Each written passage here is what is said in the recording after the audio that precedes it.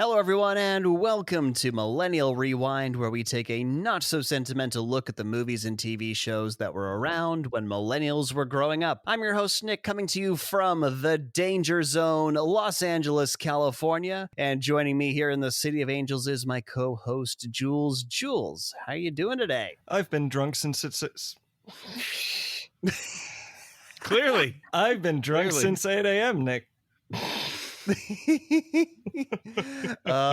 Starting your day out right. And joining us from the part of Southern California that will take your breath away for all the wrong reasons, the Inland Empire, is my other co-host, John. John, how you doing? You know, not so good. I spilled some coffee on my shirt, and I need some asses to take it out on. Oh, don't we all?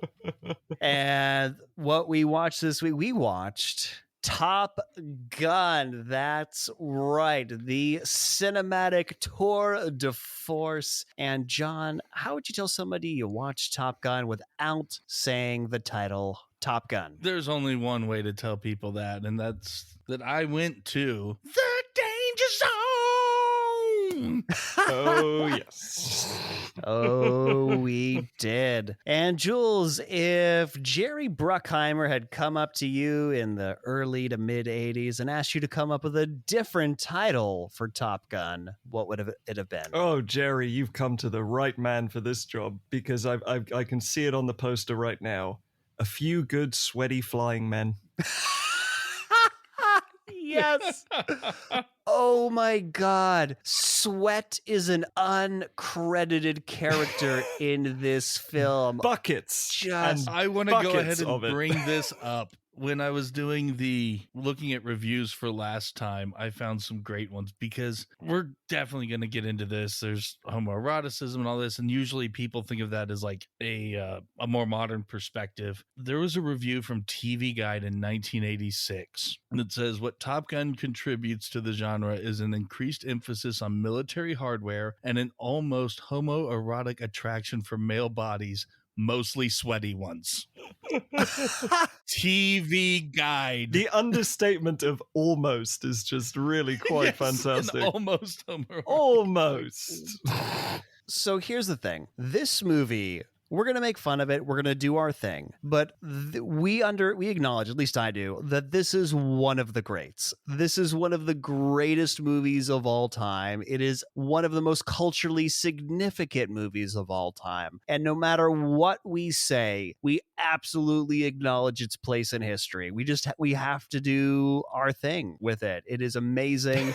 And you talk about the homoeroticism, John, and I bought the Blu-ray when we were starting to do this and I watched the behind the scenes, and Tony Scott, who was the director, the late great Tony Scott, who sadly threw himself off a bridge in San Pedro in 2012. R.I.P. Tony Scott. R.I.P. Tony Scott. He got a book of just hot dudes being photographed. He had this whole book. This like one photographer took all these like black and white photos of these really hot dudes, and there's like one that really inspired him, which was like 3 shirtless dudes in a car, and they all kind of looked like the main characters to him, and that was kind of the aesthetic he was going for. So when you talk about like homoeroticism, he took a book of hot dudes and he used that as the inspiration for how he filmed the male characters in this film. Well, that makes my other tidbit make even more sense. The Metacritic score for this movie is an even 50. It got torn to shreds when it came out, but now we have later reviews that, like you said, it's a pop culture juggernaut, and that's why it is so even. So for the 20th anniversary, an Empire review talks about how even Tom Cruise was hesitant, and this became his first $1 million paycheck. They managed to get $1 million. And when an on-set military advisor pointed out the majority of professional discourse in Navy flight schools did not happen in locker rooms, nor with the flyers clad only in their underwear, they were unimpressed, saying, "I have have just paid $1 million for that kid, and I need to see some flesh. Oh, absolutely. That was in the behind the scenes thing too. Tony Collette, like, I paid $1 million for him. I'ma see me some naked Tom Cruise. Like, I mean, was Yes. Tony Scott gay or I don't know. I read the Empire thing. I'm like, is this substantiated? There's no reference, no citation given here. Absolutely. But also a big reason why there's a lot of locker room scenes. The writer said, this is a sports movie. He said, this is a sports. It's about, competition and finding that part of yourself to like push through. He said, yeah, I wrote a sports movie about fighter jets. Yeah, it actually, I mean, they are just in school. That makes a lot of sense. They're just in school. Except There for the is, very yeah. beginning and the very end. They're just in school competing against each other. It is a sports movie. Oh my God. John, I mean, you might have been able to see this in theaters, but no, you didn't see this in theaters? No, You were too young for that. I would have been 4. So if I had, I wouldn't know. You would have been the coolest kid in kindergarten. No, because when I was in, this would have been preschool, but we were literally on a military base. And our shit. parents were pilots. And the A4 that they used to train against, that's what my dad flew. Get the fuck out of here. And I know fuck all about military stuff. Okay, so I'm going to be, once again, like in Small Soldiers, I'm going to be the weird dude pointing out the incorrect military shit, and you're just going to be like, my dad flew these things. I don't know what the fuck happened. I horribly failed at this in the simulators at like 7-8 years old.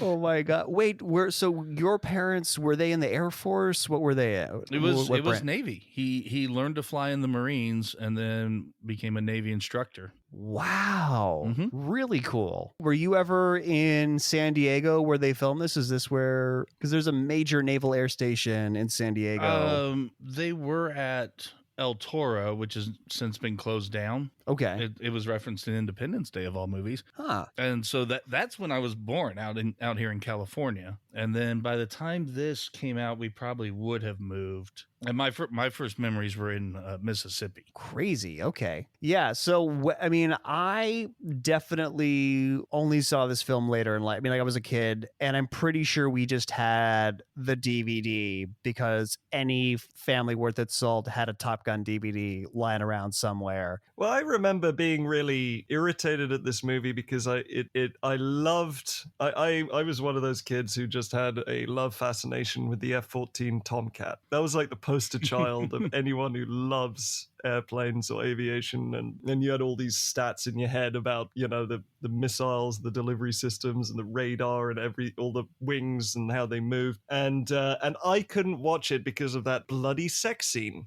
That sex scene started my British sexualized repression, because I hated that the movie was rated highly just because of that sex scene, and I really wanted to see some good F-14 Tomcat porn, and the actual porn ruined it. Well, I'm going to get into it a little bit later, but that was jammed in later. That was not originally part of the film. There's a whole story behind it. Yeah, it was. But yeah, we're going to talk a bit more about that sex scene when it comes up and the whole thing. But yeah, I totally get it. It's like when I was really into Titanic as a kid, and I went to go watch Titanic in theaters, and I couldn't get over the soppy love story that was at the center of this. Like, why is this cheesy Jack and Rose story getting in the way of awesome ship stuff? So I feel you, Jules. I feel you. But yeah, as far as early memories of this movie, I just remember my dad making fun of it. Because while it is jets going fast, they don't really do much. And it's supposed to be like the best. The maneuvers they pull are fairly basic, and they just call shit wrong, Like, I'm just going to hit the brakes. No, you don't have brakes. That's a call. That's not how planes work. Yeah. So apparently, yeah, I mean, any pilot worth their salt looks at this, and it's not how anybody flies.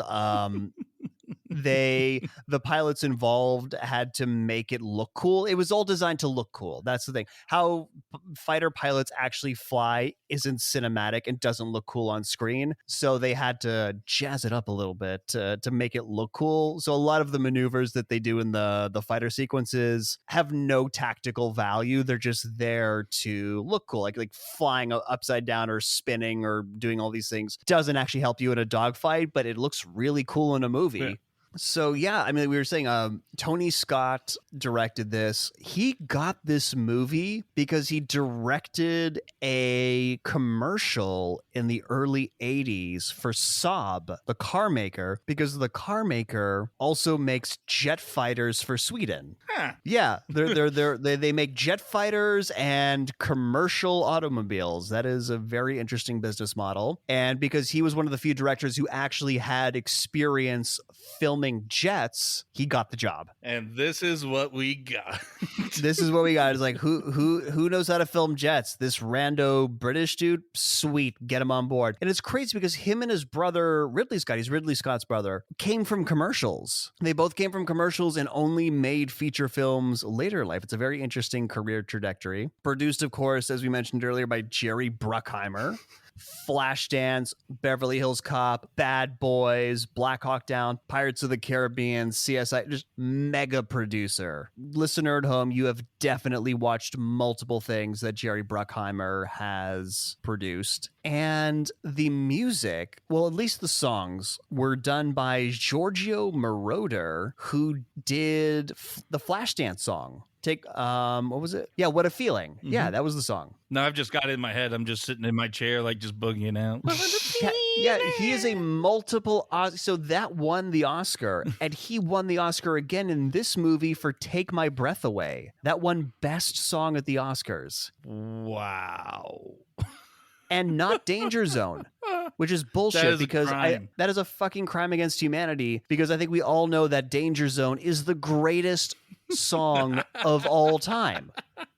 Every other piece of music is irrelevant. So we're like, well, actually, it's probably Beethoven's Ninth Symphony, Ode to Joy. No, bullshit. Fucking Danger Zone. The only thing that could be considered a close contender would be Final Countdown. Only Final Countdown. And the crazy thing is, so Kenny Loggins did not write Danger Zone. It was Giorgio Moroder. Oh, no shit. Yeah, and the crazy thing is, do you know who wrote the lyrics to it? His Ferrari mechanic. The guy who he had maintain his supercars had a dream to be a lyricist and got his shot and wrote the lyrics to fucking Danger Zone. This is just typical Hollywood crap, right? They just guy with a Ferrari gets lyrics from this mechanic. It's just I am astounded. I could end this episode now. I am just mind blown by all of this information. Yeah, again, these are the magical things you learn when you buy the Blu-ray. And this almost didn't get made. Like, we look at it now, we're like, well, obviously you would make Top Gun. It's an incredible film. But the executives at Paramount, including Jeffrey Katzenberger, mega Hollywood mogul Jeffrey Katzenberger, just didn't see the potential for it. And there was apparently a change of the guard in terms of the top executives at Paramount. And they came to Jerry Bruckheimer like, hey, what you got? We need to make some movies. And he's like, hey, we got this Top Gun. Like, well, how much is it going to cost? $14 million, which I think is a lot in 80s dollars. And they're like, go make it. Huh. I figured the problems would have been like military cooperation with, using their equipment, hardware, that sort of thing. Right. But it wasn't. I mean, and clearly they had to the military was heavily involved. Obviously, you can't film on an aircraft carrier and have all those awesome shots of airplanes without the military helping you out. But it was initially the studio that they had to get past. You see, to me, I was always wondering how much the Navy was actually involved in the production of this. Because, just after watching it, I thought, the song In the Navy came out in 1979 before this movie. And so the sort of homoeroticism in the Navy had sort of had time to flower a bit. So I like to think that this movie was the Navy's attempt to steer into the skid,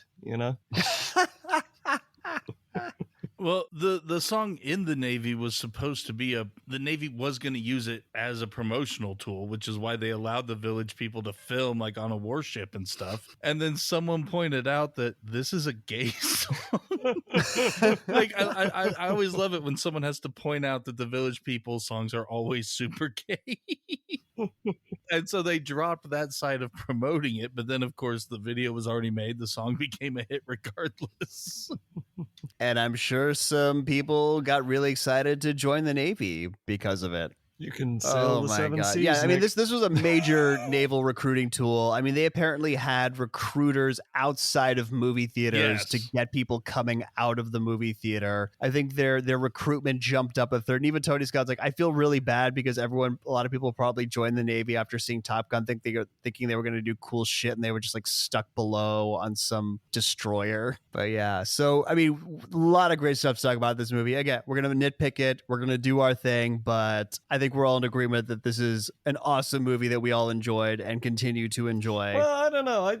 I used to think it was awesome. Now I think it's fun, but doesn't hit any super high watermarks for me anymore, I'm afraid. Oh, there are definitely major issues with the story as a story, but in terms of the action and everything else, top shelf. It is some Top Gun Top flight Gun footage. acting. We'll get into that. But before we get into that, we are going to take a quick break and we'll be back to give our opinions on Top Gun. Maverick, Iceman. I don't like how you fly. I don't care what you like. I'm a maverick. Oh, you're going to get someone killed. You're dangerous. That's right. I am dangerous. Iceman. You need to stick to your wingman. Oh, I can stick my wingman. Yeah, but can you stick real close? You bet that ass I can. Oh, yeah? Yeah.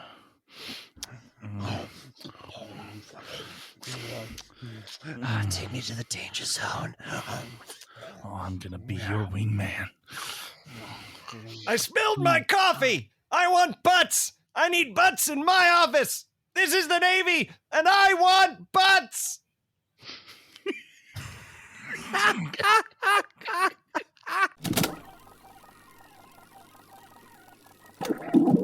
And we're back, and we're going to start off this movie with the old school hand-drawn Paramount logo, the exact same one that you're going to see at the beginning of the Indiana Jones movies. And we got a title card that tells us that why they started Top Gun. Fighter Weapons School is the official term for it. Started back in 1969 because they wanted to teach people how to dogfight, and it really helped out with that. And we go right into military porn. A title card that's unnecessary because part of their classes involve what it just said. Oh yeah, they explain this They in explain it graphic later. detail with like facts and figures later on in the film, but apparently they felt the need to prime the audience before this started. Did anyone else feel a little disjointed by the fact that it establishes these characters as the top 1%? So we are about to watch the 1%. I was ready to protest a little.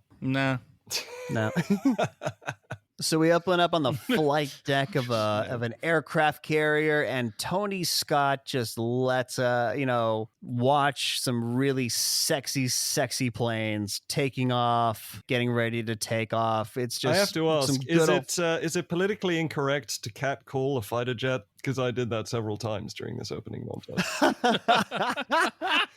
Don't you mean you Tomcat called them?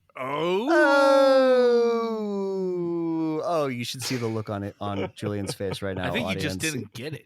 I think I broke Julian little, yeah. with that pun. A little. And we get our first instance of Danger Zone.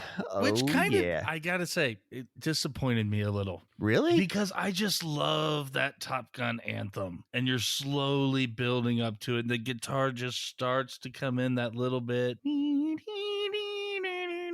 it's just about to explode. And then Kenny Loggins.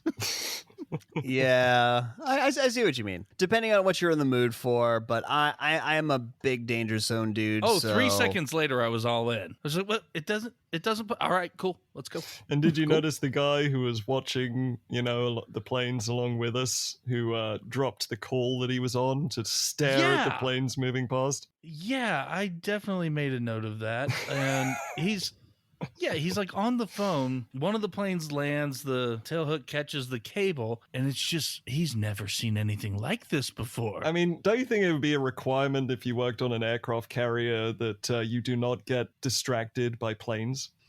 Right? in the middle of combat, Sorry, Admiral. he was just Admiral. I got distracted by a plane. I couldn't deliver your orders. I'm afraid we're about to hit that iceberg. Oh my God! So that's how they land. Wow, they weren't Holy lying to us shit. in training. Shit. So we kind of get a glimpse of the operations center of the aircraft carrier. Some random officer walks like, "Hi, hey Jim, hey," like talking like, "Hi Bob," showing up to work. And we get introduced to Radio Sweaty Guy. Yes, Radio Sweat, our first instance of First sweaty sweat, and guy. we're barely 2 minutes into the movie. Oh, and this takes place now, by the way. Yes, it's present. Yes, as it says, Indian Ocean, present day. So whenever you watch this movie's taking place. Yeah, so 2037, it's happening right now. If you don't see F-14 Tomcats on the deck of an aircraft carrier, that's on you. You're just looking at aircraft carriers wrong.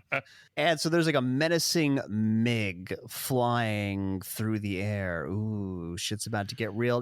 But no, it's not a MiG. Okay, so I'm about to start my military nerddom right here. This is an F-5. This is an American aircraft that they just painted black and put a red star on. So not a MiG. This was right towards the end of the Cold War. Russia wasn't exactly going to lend us some real MiGs to make a propaganda movie rather.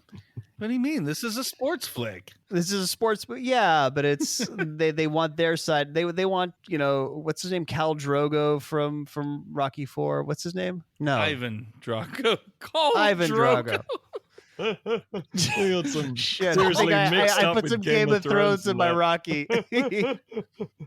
Ivan Drago. I have not seen those Rockies, and I'm a terrible person for not having seen them. So the then I principal will from break Back you. to the Future walks in. Yes, To yes. find out- Yes. You got a real attitude problem, Maverick. You're a slacker. He found a niche and he did it throughout the 80s. So he comes in and he asks, who's up there? And he said, the radio guy says, "Oh, it's Cougar and Merlin and Maverick and Goose." And he's like, "Oh, great, Maverick." So clearly doesn't like this Maverick dude. Was I the only one who thought that Goose's call sign has got to be the worst call sign to have as a pilot? Like, I'm Maverick, I'm Iceman, I'm Goose. I'm telling you, Honk, there's honk. all sorts.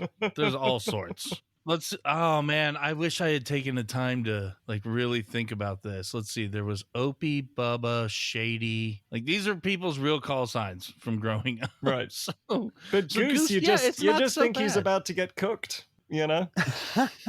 it's called foreshadowing. Oh, I see what you mean. So here's the thing with call signs. You don't get cool call signs. The fact that Maverick's named Maverick is bullshit. So actual call signs in the Navy and in other branches, you don't get to pick them. They're given to you, and it's usually a mean nickname based off of something that you fucked up on. With all the subtlety of an elephant in a petting zoo. I mean, Maverick Oh, yeah. being a Maverick. I mean, that's... Yeah, but that is movie call signs. Real call signs, you'll get called like Splash because you accidentally dropped your external fuel tanks over the ocean when you weren't supposed to. They're going to take something about you that really sucks, and they're going to make that one fuck up Yeah. to stick with you for the rest of your aviation career. Or not even that. Or it could be as petty as your appearance. I just listed 3 names. Shady was a tall guy. Yeah, it's as simple as that. Opie was a redhead. So like Ron Howard from Andy Griffith's show. And they can also be subtly very racist, and we're going to get into that later. But yeah, you can have some. Actually, as recently as 2018, the Navy had to look into racial bias in call signs because minority pilots were getting some really racially insensitive call signs. There's one in this movie. We'll get to it. So the fact that Goose got away with Goose, probably because he's tall and gangly, like Yeah. 2 of us on the podcast. But yeah, that is probably much more accurate The fact than that some others Iceman. got cool ones was then the issue. Yeah, they shouldn't have gotten cool ones because that's not how call signs work. Anyways, the only stipulation is that you have to be able to yell the call sign across a bar and not turn heads. It can't be like, you can't call him like turd or, shit face, call sign shit face. You can't have that. It's got to be, you got to keep it PG. Oh, man. We're up in the air, and classic line, "Talk to me, Goose." Yep. We First instance of Talk to Me Goose in this movie. So many talking to me gooses in this movie. In the following sequence that we're about to do, one of the things that I'd like to bring up, because it happens quite a lot in this movie, I was always told that pilots don't actually look out their window that much. For the most part, everything is done with instruments. But throughout this movie, every pilot is like staring out every which way to see where the other plane is. That bugged me a little, but just correct me if I'm wrong. I feel like if you're looking for a bad guy and you're the pilot, I think you're looking around. If you're the guy in the back, so the guy in the back is called a Rio, which I believe is I looked this up earlier. It's like the radio instruments office. But back in World War II, yes, you looked out the window, but with the sophisticated instruments brought in. Right, so the guy in the back, that's his job. He's the one who's supposed to be looking at the radar and doing electronic warfare, basically letting the pilot do pilot stuff while he does tech stuff. So why does Goose constantly look around throughout this movie? Because movie. Because movie. Just put on your damn seatbelt, Goose. This is exactly why what happens to you happens to you. So No. it's so an F-14 for folks at home. It's got a guy in the front who's the pilot, guy in the back who's the Rio, the electronic warfare radio guy. It's like radio instruments officer, something like that. Oh, is definitely officer. And they're following this bogey, this MiG, and then all of a sudden, oh shit, there's two of them. They think there's only one, but there's two of them, and one of them gets behind Cougar and Merlin. So Cougar and Merlin are the one team. Merlin is Tim Robbins. Mm-hmm. And Goose Maverick obviously Tom Cruise, and Goose is Anthony Edwards. Yeah, Anthony Edwards, Tim Robbins, two very tall actors. Aren't pilots typically short because of the space in the cockpit? Usually. Max height, I believe, is 6'5", so I am at the upper limits of... They just made it I also think because of the G-force, often they even shorten after they've been in the air a few times because of the compressors you like. I don't know if that's how not physics so much works. of a thing. No. Okay. No. And so one of them gets behind Cougar and Merlin. Maverick gets a missile lock on the other one, gets them to fly away, to bug out. The one that stays gets missile lock on Cougar and Merlin. And Cougar's like, do I have permission to fire? You mean shoot backwards? I don't think that's how missiles work. Like, how are you... You're the one who's got missile lock on you. What? But not only that, he's like, oh my God, he's engaging me. Maverick just engaged the other guy like 3 fucking seconds ago. This isn't a that's not fair moment. So Maverick kind of figures out that if this MiG was going to shoot at Cougar, he would have done it by now. He's just trying to scare them. And instead of, I don't know, doing things by the book, because he's a Maverick, you know, he does the classic scene, if you've ever seen this. He flies upside down above the other fighter, flips off the pilot, and Goose takes a Polaroid picture. Yeah, that's like his standard equipment is a camera. Yeah, you've got that up. I mean, I'm sure pilots have cameras because you want to take mementos, but you're flying upside down. Where are you stowing that? How are you able to get that from where you have stowed it to where you can take a picture and not have it fall down onto the canopy? And you're usually a lot busier, flying the goddamn plane than taking photos of the scenery. Yeah, and this is a hostile situation. I mean, again, none of us are pilots. None of us know what the fuck we're talking about. This is all just armchair fighter piloting over here. Yeah. I feel that it would have gone against the spirit of the podcast if I'd called a couple people for interviews. We should absolutely interview your dad. And so Maverick's like, gee, I crack myself up. And that MiG bugs out. But Cougar is really spooked. This is Cougar him up is in the so head. spooked that he starts furiously masturbating at this point. Really? He just sweats like a pouring off motherfucker. Just because he heavy sweats, breathing, he removes it's- his oxygen mask to give us his O face. It doesn't necessarily mean he's... just because everything looks like it. Okay, John, you bring up masks, and that is something that I also want to talk about. Because it happens all the fucking time in this movie. All the time. On, off, on, off. Like, here's the thing. I'm pretty sure I've seen YouTube videos in the past where fighter pilots talk about this. Your mask stays on. If you're flying the fucking plane, your mask stays on. Not just because of oxygen, because that's where your radio is. Mm-hmm. So if you need to talk to other people, you need to have your fucking mask on. And you don't know if you're going to like shoot up to 10,000 feet or come back down. Your mask is on. It's not flapping around. But this movie, because the actors need you to see their emotions, see their expressions, they will take them off at really weird moments in order to get very deep breaths. Yeah, very deep breaths, or to see how freaked out they are by having been missile locked by a MiG. It's to let them act, purely dramatic. That didn't bother me so much. But as Dunkirk proves, Tom Hardy was able to act the entire time with a mask on. He did it. Why can't you, Cougar? Why can't you? I didn't see Dunkirk. Great movie. Oh, so Maverick's like, "Hey, we're low on fuel. We're gonna fly back to the aircraft carrier, Cougar. We'll see you later." But Cougar just can't get his fucking shit together. He is, he's looking at a picture of his wife and kid, and Merlin in the back is like, "Hey, Cougar, we gotta go. We're low on fuel, dude. Let's go." But just can't break through. And Maverick is gonna land and decides not to because he's gonna go back and help Cougar or talk him down, and disobeys a direct order in the process. Mm-hmm. Yeah. So it was really weird. I didn't remember Maverick's naval career ending this early in the film. I remember there being a whole lot more movie, but he does. He flies back and he talks Cougar down onto the deck. And apparently night landings are the worst. So not only is he in this terrible mental state, he is landing under less than ideal conditions, but he manages to do it. And we're now in the captain's office, which is principal from Back to the Future. I'm going to have to once again be a military nerd here, but he has the wrong rank on him. Oh, really? I was Yes, more he does. distracted by Cougar still wearing a class ring. He was wearing a class ring? It's what it looks like, and Iceman has them later. Like, everyone has these giant fat rings with a big jewel on it. I don't know if this is a flight school thing or what, but I don't recall anyone wearing jewelry around bases. Yeah, or maybe they all just decided, hey, we're buddies on this movie. We're all going to get rings to remember. Well, Who the again, fuck it's a knows? sports movie, and they're the jocks, so they've got the class ring.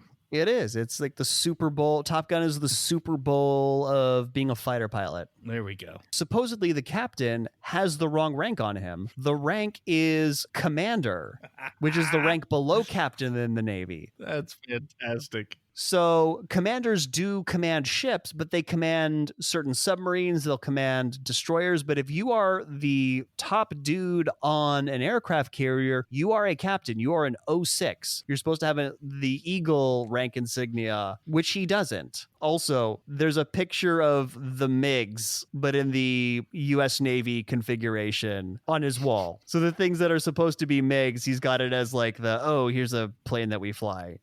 It's nuts.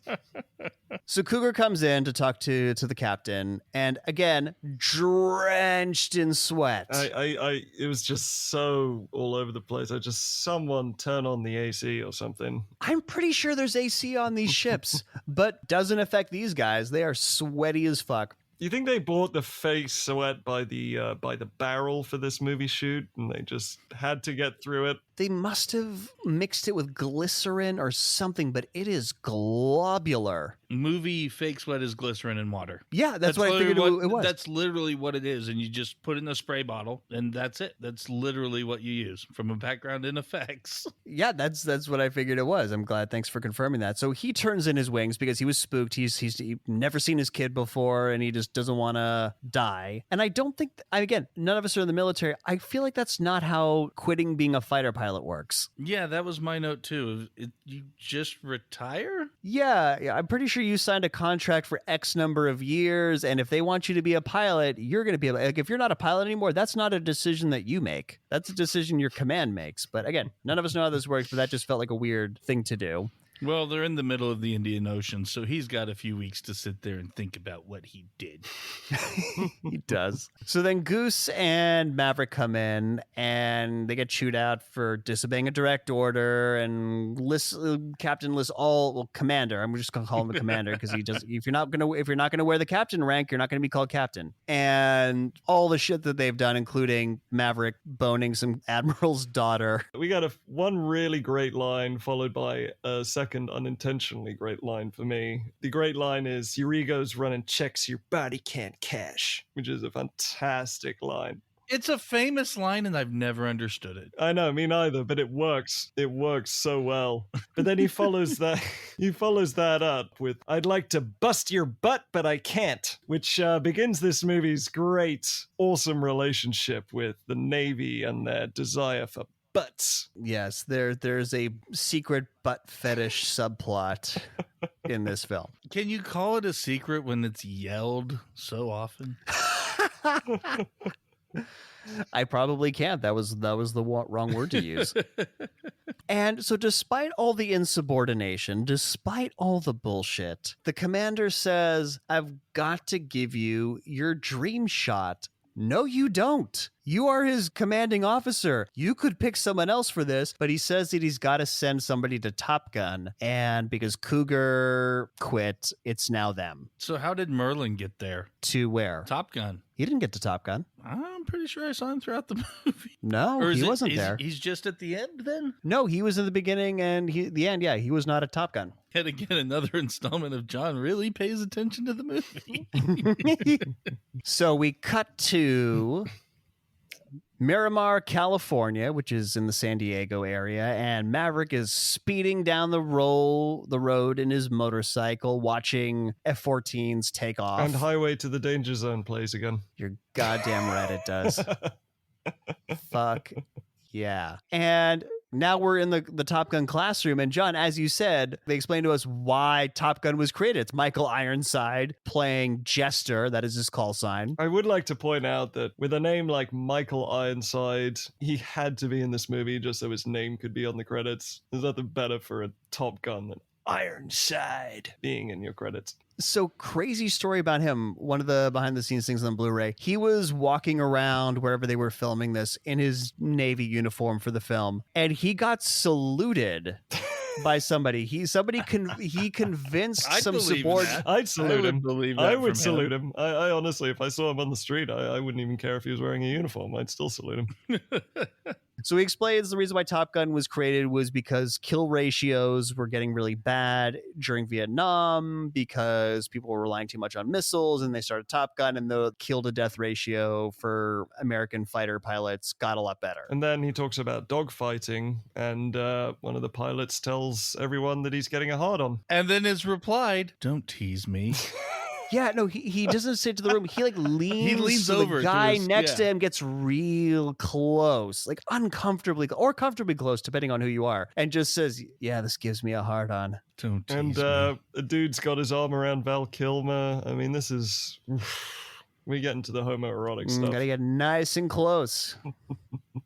And so we get introduced to the commanding officer of Top Gun, Viper, played by Tom Skerritt. And fun fact about the call sign Viper, Viper was the actual call sign of the military advisor that they hired for the film. Nice touch. Yeah, nice little touch there. So while Viper is kind of telling them about the expectations of them, like what they're going to be going through. Repeating what we learned in the text credits, basically, at the beginning of the movie. Well, that was Michael Ironside. He's, like X number of weeks of training. You're going to be evaluated about, like, that's the kind of stuff that Viper talks about. And while he's doing this, Val Kilmer, who plays Iceman, is looking at Tom Cruise, looking at Maverick, and doing some really aggressive pen twirling, a really weird dominance move in his direction. I just wish I could twirl a pen like that and like make it flip through your fingers and back. I don't have that coordination. Yeah, I was just too distracted by the guy who had his arm around Val Kilmer, as if, this is my boyfriend. Why are you flirting with that guy? If he had peed on him to mark him as his territory, it would not have been out of place in this film. And so Viper introduces the Top Gun trophy for the best fighter team. And no, that's not a real thing. That is a bullshit thing they made up for the movie. Yep. Mm-hmm. Yeah, there is no Top Gun trophy because as the fighter pilots who they interviewed for the behind the scenes said, if you made a Top Gun trophy, we would all just be crashing into each other because everyone would be trying to win it. Because they're all, egomaniac, alpha male kind of people. And they made it up for the film. The writer said, yeah, I made it up for the film. There had to be some sort of stakes for them being there. And I didn't give a shit that it was not a real thing. So yeah, there is no such thing as a Top Gun trophy. But there is in the movie, so we're going to have to acknowledge it. And there's a second place one. Yeah, but it's in the ladies' room. Oh, I love Goose. Yeah, Goose laughs like a goose. I think we found out why he got his call sign. Maybe. But it's just that, you're so unfunny, sarcastic laugh. Yeah. Which is the exact response. It's the perfect response to that line. Right. And here's the thing. This is going to be a consistent thing throughout the movie. The shit talking is really bad. Really bad. Like, oh yeah, the second place trophies in the late. And I think it's because the Navy said, no, you can't actually say that, because they probably had some real stuff from hanging out with fighter pilots. Like, no, you can't say that because you're going to make the Navy look terrible. We want to appeal to the gay community, not to the vulgar community. No. So now we move to a bar. All the fighter pilots are going out to this bar on base. And it's animal night for some reason. It's animal night. Yeah, there's a sign out front saying it is animal night. And they walk in, Goose and Maverick. And That's how Goose was able to get in. I'm just saying. He just honked at the bouncer. Never and gets he just acknowledged, knew. the whole big sign saying animal night. It just... It's very subtle, but and by the way, when you get inside, there are no animals. There's nothing animal themed. Nobody's wearing an animal costume. No animal themed cocktails, as far as I could tell. But it is animal night. No, they just cut to bar. a woman in a dress. Yeah, they just cut to a woman in a dress. Goose and Maverick walk in, and Maverick's like, "Well, this is what I call a target-rich environment." Because of all the sailors? Obviously. Everyone's there in their whites. Everyone's in their whites, which is a very specifically Navy uniform. Iceman is wearing sunglasses at night inside. He has insanely strong indoor sunglasses game. I know. Drinking his ice water. They're aviators. And aviators, look, they are fucking cool. This movie helped sell aviators, but where they are being worn in this scene is kind of douchey. Yeah. Wearing sunglasses indoors is not cool. It's just not. So quick side note, since we're at the bar, apparently after this movie, a lot of people in the military pretended to be Top Gun instructors to get laid. So there's apparently only like 18, 19 actual Top Gun instructors. And after this movie came out, one of the admirals who they interviewed was like, yeah, after this movie came out, there were 600 Top Gun instructors. He went to the bar where the Top Gun instructors hung out, and a lot of so-called instructors. And he called this one guy out, and it was a guy in the Coast Guard who had bought the uniform so he could go out to this bar and get laid. Does that count as stolen valor? Maybe, maybe not. But a lot of people had sex with fake Top Gun instructors in the mid to late 80s. Wouldn't it just be role-playing? Non-consensual role-playing, but No. yes, in a way. In a way. So we meet Slider, who is Iceman's Rio, the guy who sits behind him, who hasn't shaved. He's got some major stubble, which I don't think the military allows. You can either have like a really thin mustache, or you got to be clean shaven, and he is neither. He didn't have time. He was too busy helping Ice get ready. They had a long talk about their relationship. It was, And so he knows Goose, and he says, whose ass did you have to kiss to get here? And goddamn, Anthony Edwards is perfect for this role. He says, the list is long, but distinguished. And Slider's like, yeah, so is my Johnson. Who the fuck calls their dick a Johnson? That's like, who's ever We said cut off that? your Johnson, Lebowski. I think this was the last movie where they used that. Used Johnson. So Iceman comes up and again, the weirdest shit talking between him and Maverick. It's like really plain. Like what they're saying is very innocuous, but the way they deliver it, there's clearly a rivalry. So they talk some shit and they leave. And Goose has such a great, like, they were abused as children. God, Goose is fantastic. I nominate Anthony Edwards as the best actor in this movie. That is just me. So Goose bets Maverick $20 that he can't fuck someone at the bar. He's basically, you have to fuck someone here at the bar. That is the bet for $20. And so Maverick spots Kelly McGillis, who's going to be the love interest in this movie. And Maverick turns to Goose and says, hey, I think she's lost that loving feeling. And Goose's reaction is like, oh, God damn it. No, I hate it when she does that. Because we cut into this, again, a very iconic scene where Tom Cruise, Maverick, and Goose serenade Kelly McGillis with the song, You've Lost That Loving Feeling. And then the entire bar knows to join in. Everyone. I know. I've never understood this scene. It doesn't I've make never understood any this. sense. An entire building full of people start scream singing drunkenly at this one woman. It's ludicrously choreographed. I mean, he would have had to have spoken with every single sailor in that room before he started this thing. Yeah, but apparently it's Navy pilot code that if some pilot is trying to serenade some girl at a bar, you better jump in Yes, and sing with Navy him. code, because these guys are not from the same squad. They're from all over the fucking country. And yet Oh they my instinctively know that if someone starts singing to a stranger, you better help him. Goddamn better start singing. And this works because Kelly McGillis says, sit down. It works-ish. Also, apparently, Iceman is not the only one wearing sunglasses because the one black dude in the squadron is also wearing some aviators, some really shiny silver ones. And decides he's going to try and get on in there. He's going to keep the song going. Yeah, but for reasons, it doesn't lead to anything, but he keeps singing something. Maverick chats with Kelly McGillis, trying to impress her with the fact that he's a fighter pilot. And Tom Cruise, throughout this film, cannot talk to Kelly McGillis without smirking or looking like he's about to burst out laughing. Is that just me? There's like maybe two scenes later, or much later in the movie where he doesn't. But yeah, that's pretty much. I do feel like, the base. Tom Cruise's teeth does play a key role in this movie. Oh, yeah, it is absolutely part of his mating strategy. So, doesn't work because she leaves him for a friend that she was there to meet up with. And one of the few times we see Maverick's ego deflated, he's like, oh man, I'm going to need a beer to put out these flames. And then he follows her to the ladies' room, gets arrested for stalking. And again, I did not remember the movie being this short. Oh, wait, no, that's not it. He charms her into lying to Goose. Her. Within sort of 2 seconds, we have Maverick talking to himself and walking into the ladies' room. My note was he's one bedwetting away from being institutionalized right then and there. And it wasn't even I didn't see any sinks in there. I didn't see any toilet stalls. It just looked like a place where they kept towels.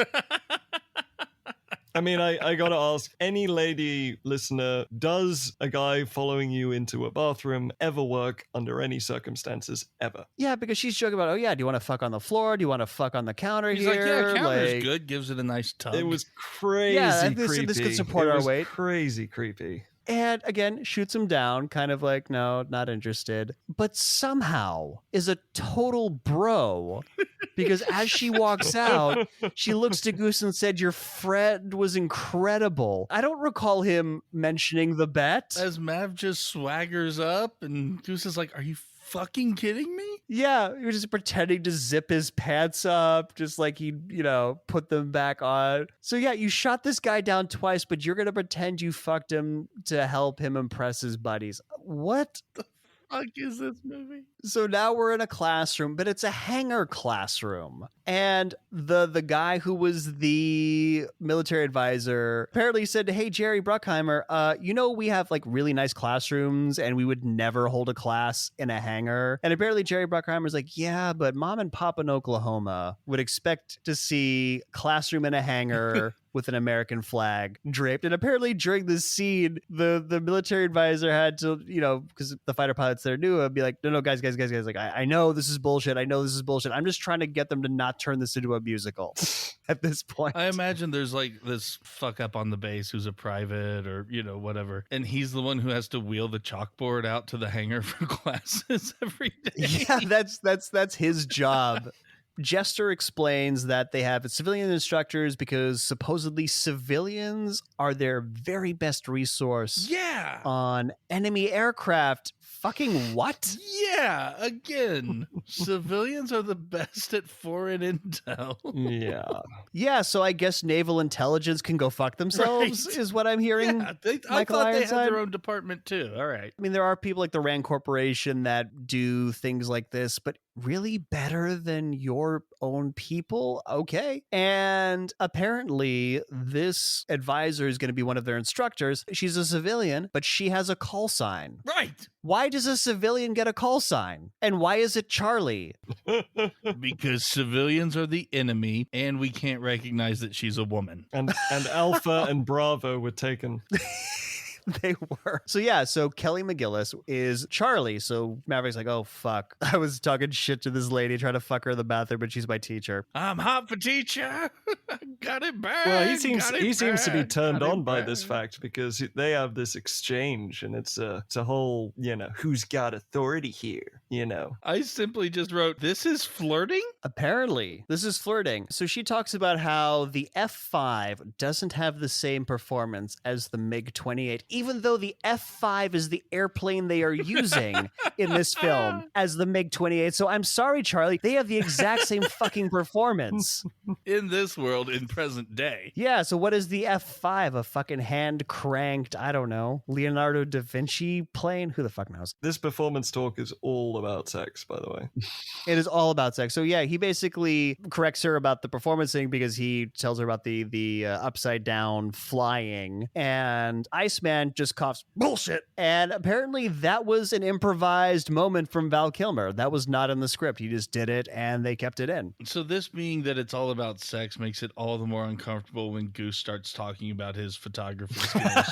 Exactly. Yeah, I have Polaroids. I got a picture. That was a great picture, man. You got a great picture of that. Maybe he likes to take pictures of geese, but not the bird, if you know what I mean. That's why he's called Goose. No. Well, that's No, the I'm thing. not I sure mean, what that I'm talking about means. dicks, John. I'm talking once about we transition to the next scene, it opens with the line, "He's on our tail, coming hard." Yes, it does. But yeah, so Charlie is turned on by all this MiG talk. Like, she's fucking into it. And again, Tom Cruise, Maverick cannot talk to Charlie without smirking. And she chases him down a hallway later and says he really wants to hear about this MiG. And he basically says, well, you got a security clearance. You can read all about it. You don't need me to. Yeah, now he's playing hard He's to playing get. hard to get. Because apparently, after you go into the women's bathroom, you can play hard to get after that. That's actually Yeah, even though you're reality. really easy to get. Yeah. So he bumps into Iceman. Iceman kind of calls out Maverick for not covering Cougar while doing his stunt. And Iceman, despite the fact that he's a giant dick, is mostly right throughout the entire film about Maverick and kind of how shitty he is as a team player. So finally, we get some more flying. They now go up for a training mission. They are up against Jester, and they do some flying. Really great, great photography on this flying. Yeah, that's one thing I definitely have to compliment as well, is that, I know said that all these moves are not that cool looking, but they look cool looking to me. I honestly think the flying shots were gorgeous. No, they're very cool looking. They're just tactically useless. They're just not, it's not good if you actually want a dogfight, but it's really cool if you want to make a movie. So Jester gets behind them, and John, I think this is what you were saying is total bullshit, because Maverick's like, I'm going to hit the brakes, and he hits the brakes, and he goes straight up and makes Jester fly past them. Which is a maneuver. You're just not hitting the brakes.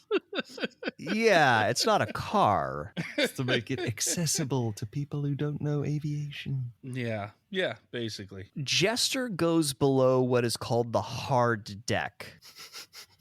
And basically the hard deck is an altitude that you cannot go below. And the reason why they do it is to simulate the actual ground. As in, if you fly below the hard deck, you have just crashed your plane into the ground. And they made it 10,000 feet because it's a lot safer than making the hard deck lower than that. There's a little more wiggle room for error. But Maverick goes below the hard deck to get a lock on Jester, and he kills him in big quotation marks, which he wasn't supposed to do, but he feels like he was justified justified in doing it. And now Maverick wants to buzz the tower, which is a big fucking no-no in this movie and in real life. You are not allowed to buzz the tower at Top Gun ever. But Maverick's like, Goose is like, hey, Mav, not a good idea, dude. And Maverick's like, sorry, Goose, gotta do it. No, you don't. And he's specifically told not to, not just by Goose. Yeah, he calls the tower, like, tower request flyby. Famous movie quote. He's negative Ghost Rider. The pattern is full. And the pattern is full. I mean, I'm not sure of exactly of the technical nature of this, but it's basically there are too many planes in the airspace taking off and landing. So for him to fly by when the pattern is full is fucking reckless. So he's been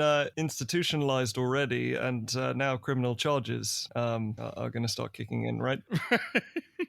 Yeah, he's about to have a midair collision with some poor bastard who's just trying to take off. And what's really funny, so when I was saying that this is a big no-no in real life, the pilot who got to buzz the tower for this shot was fucking stoked.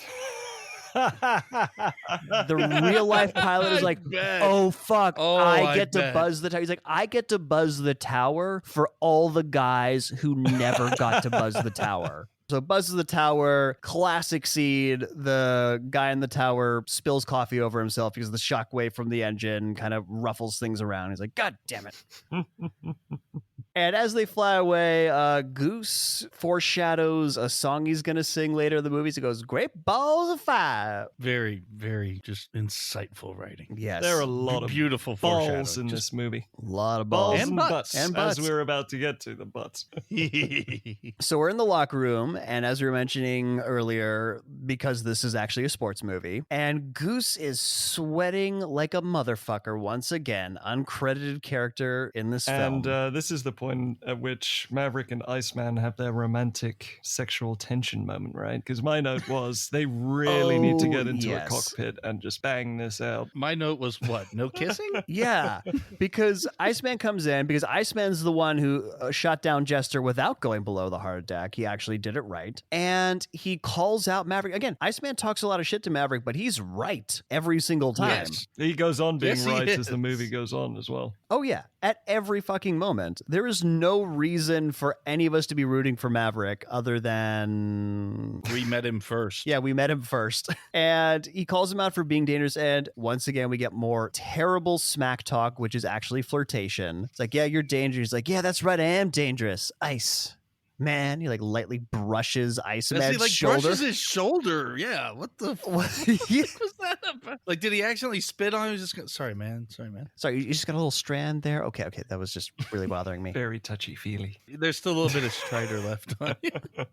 But then Iceman gives Maverick like a seductive bite, like air bite. What? He was too busy twirling his pins, and there was this gnat that was bothering him in front of his face. I swear there is a separate movie within this movie about the relationship between Iceman and his co-pilot, that they're in a relationship and he keeps flirting with Maverick, and it's an open relationship. It's open, yeah. Well, it may not be open. It just could be that the other guy gets off on seeing him flirt with him. Oh, of course, yeah. And then later they just he tells him just what a bad boy he's been. Right.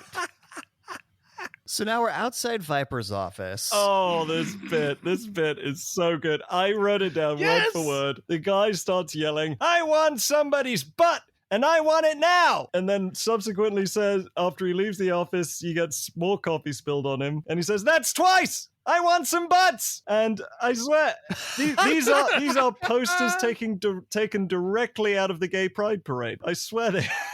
I know. I want some butts and I want it now. That's twice. And that's twice. That's twice. I want some butts. And the sailor who's holding the coffee that he bumps into is one of the craziest looking human beings I have ever seen. He has this bowl cut with a mustache, but he's really scrawny and tiny. It was weird. He's a crazy looking person. You should absolutely go back. I had to do a double take to see if it was Baywatch's very own Guido. I know. Oh man, we need more Guido in movies.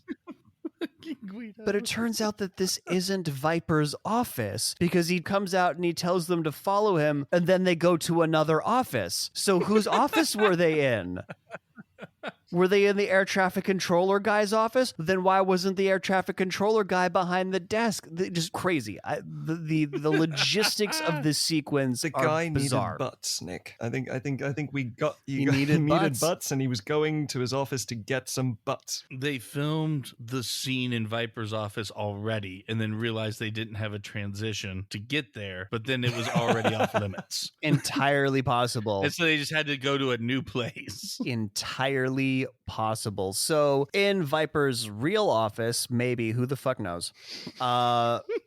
Viper tells them that basically if they don't follow the rules, they're out. And he does this while dramatically looking out the window. Yeah, he says the rules of Top Gun are not flexible, and neither am I. So don't do it again. I'm just gonna. Yeah, just I'm gonna let not you out for the flexible warning. except for this one time. Safety is of absolute paramount. Rules breaking will not be tolerated. All right, see you tomorrow. He had to be talking about sexual positions. I'm not flexible. I can only do it like 2 or 3 different ways, and that's how we're gonna keep it. I am so sorry to everybody in the Navy for us continuing to perpetuate the stereotype about your branch I of frown service. on instructor-student intercourse, no matter what. No the matter level. how consensual. They leave the office, and again, because Anthony Edwards is an incredible actor as Goose, he's like, "Yeah, that was great. Thanks, Mev. Yeah, that was fucking awesome. Yeah, maybe I can learn how to be a truck driver. You got the name of that truck school that we'd seen on that?" It just delivers the lines beautifully. There's the old cliche, "I won't let you down," and then lets him down cliche. Right, but we also learn after they leave that Viper flew with his old man. So he flew with Maverick's dad, and he asks, Oh yeah, we get that great cliche as well. yeah. I was the only one there who knew what happened. But he asked Jester, if you had to go in the battle, would you want to take him with you? And Jester's like, I don't know. And the obvious answer is no. He's a shit team player, and you kind of need people to be on the same page when you fly into battle. I feel like that is a big part of just any military. You know what I almost endeavor. feel though is that the 2 movies that sort of satire that rip on this movie, one of them's Hot Shots and the other's Airplane, and because I've watched those 2 movies, I feel like so much of it just feels more hilarious on this watch through. I'm sorry, but what are you on in where Airplane came after Top Gun? Oh, yeah, wait. the Airplane was the Sorry. 70s. Hot Shots for sure, yeah. Yeah, Hot Shots for sure. Absolutely. Its plot is a direct But parody. Yeah. but yeah, it's the old "I flew with your dad and he wasn't a terrible pilot" plotline, which was if it's being parodied by a movie prior to it, something's terribly cliche about It's it. more of just a trope. It's more of just a trope of there's this stain on the family legacy, but there's this one guy who was there Exactly. and knew the truth. Right. So we find out about that stain in the following scene where Goose goes over to Maverick's place and basically asks him to knock the shit off because, hey, I don't want to, I got a family to think about. I don't want to get kicked out of Top Gun. And we learned that Maverick didn't get into the Naval Academy because of his father's reputation. And I'm not sure that's how Naval Academy admissions work. And we also learned that this is bullshit later in the movie. We're not going to spoil it now, but this whole beat is that doesn't utterly make any fucking sense. meaningless. That whole Yeah. And Maverick listens to him. He's like, okay, yeah, promises to do better. And he says, you're the only family I have. And now it is classroom time. And this classroom time is brought to you by Pepsi. Oh my God, I have the same note. Crash and Burn, AMF, brought to you by Brought to you by Pepsi. Yes. And Charlie's Yes. there. She's overseeing classroom time. And again, Tom Cruise cannot help but smirk at fucking Kelly McGillis. That is how he interacts with her face to face. And Maverick tries to flirt with her again. And she's like, no, I don't date students. But then she very conspicuously drops her address on his desk. Yeah. And somehow Slider, who's Iceman's Rio, doesn't see that, even though he's sitting right in front of them, paying attention to the whole thing. And as Maverick's trying to walk away, he's got a model airplane that they use for demonstrations. Like, crashed and burned, Mav. This is shit talk, apparently. Shit talk is about to shit happen. talk is what comes The right best after. comeback in movie Yeah. history is coming. Nick, if you please. Oh my God, of all time. Yes, he leans over Slider, Maverick, and he sniffs him very conspicuously and says, hey, Slider, you stink. slap. Ooh, you sick feel burn. it in the Just air. Ow. And Slider is so slam self-conscious, he dunk. smells his armpit. Yeah, he smells It's himself more of as you if feel it in the air tonight. I know. But hey, it got a smile out of the only black dude in the squadron, so that was something, I guess.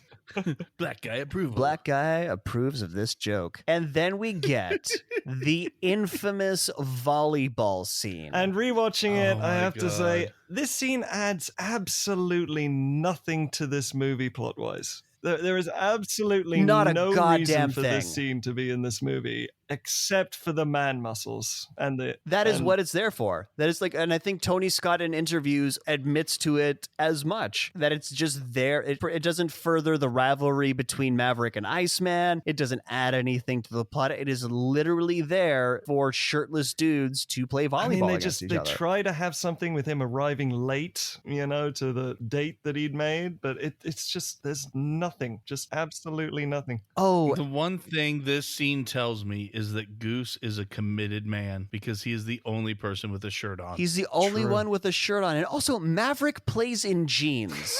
He plays beach volleyball in blue jeans, like a psychopath. Hey, motorcycle Yeah. rider. Doesn't matter. Psychopath.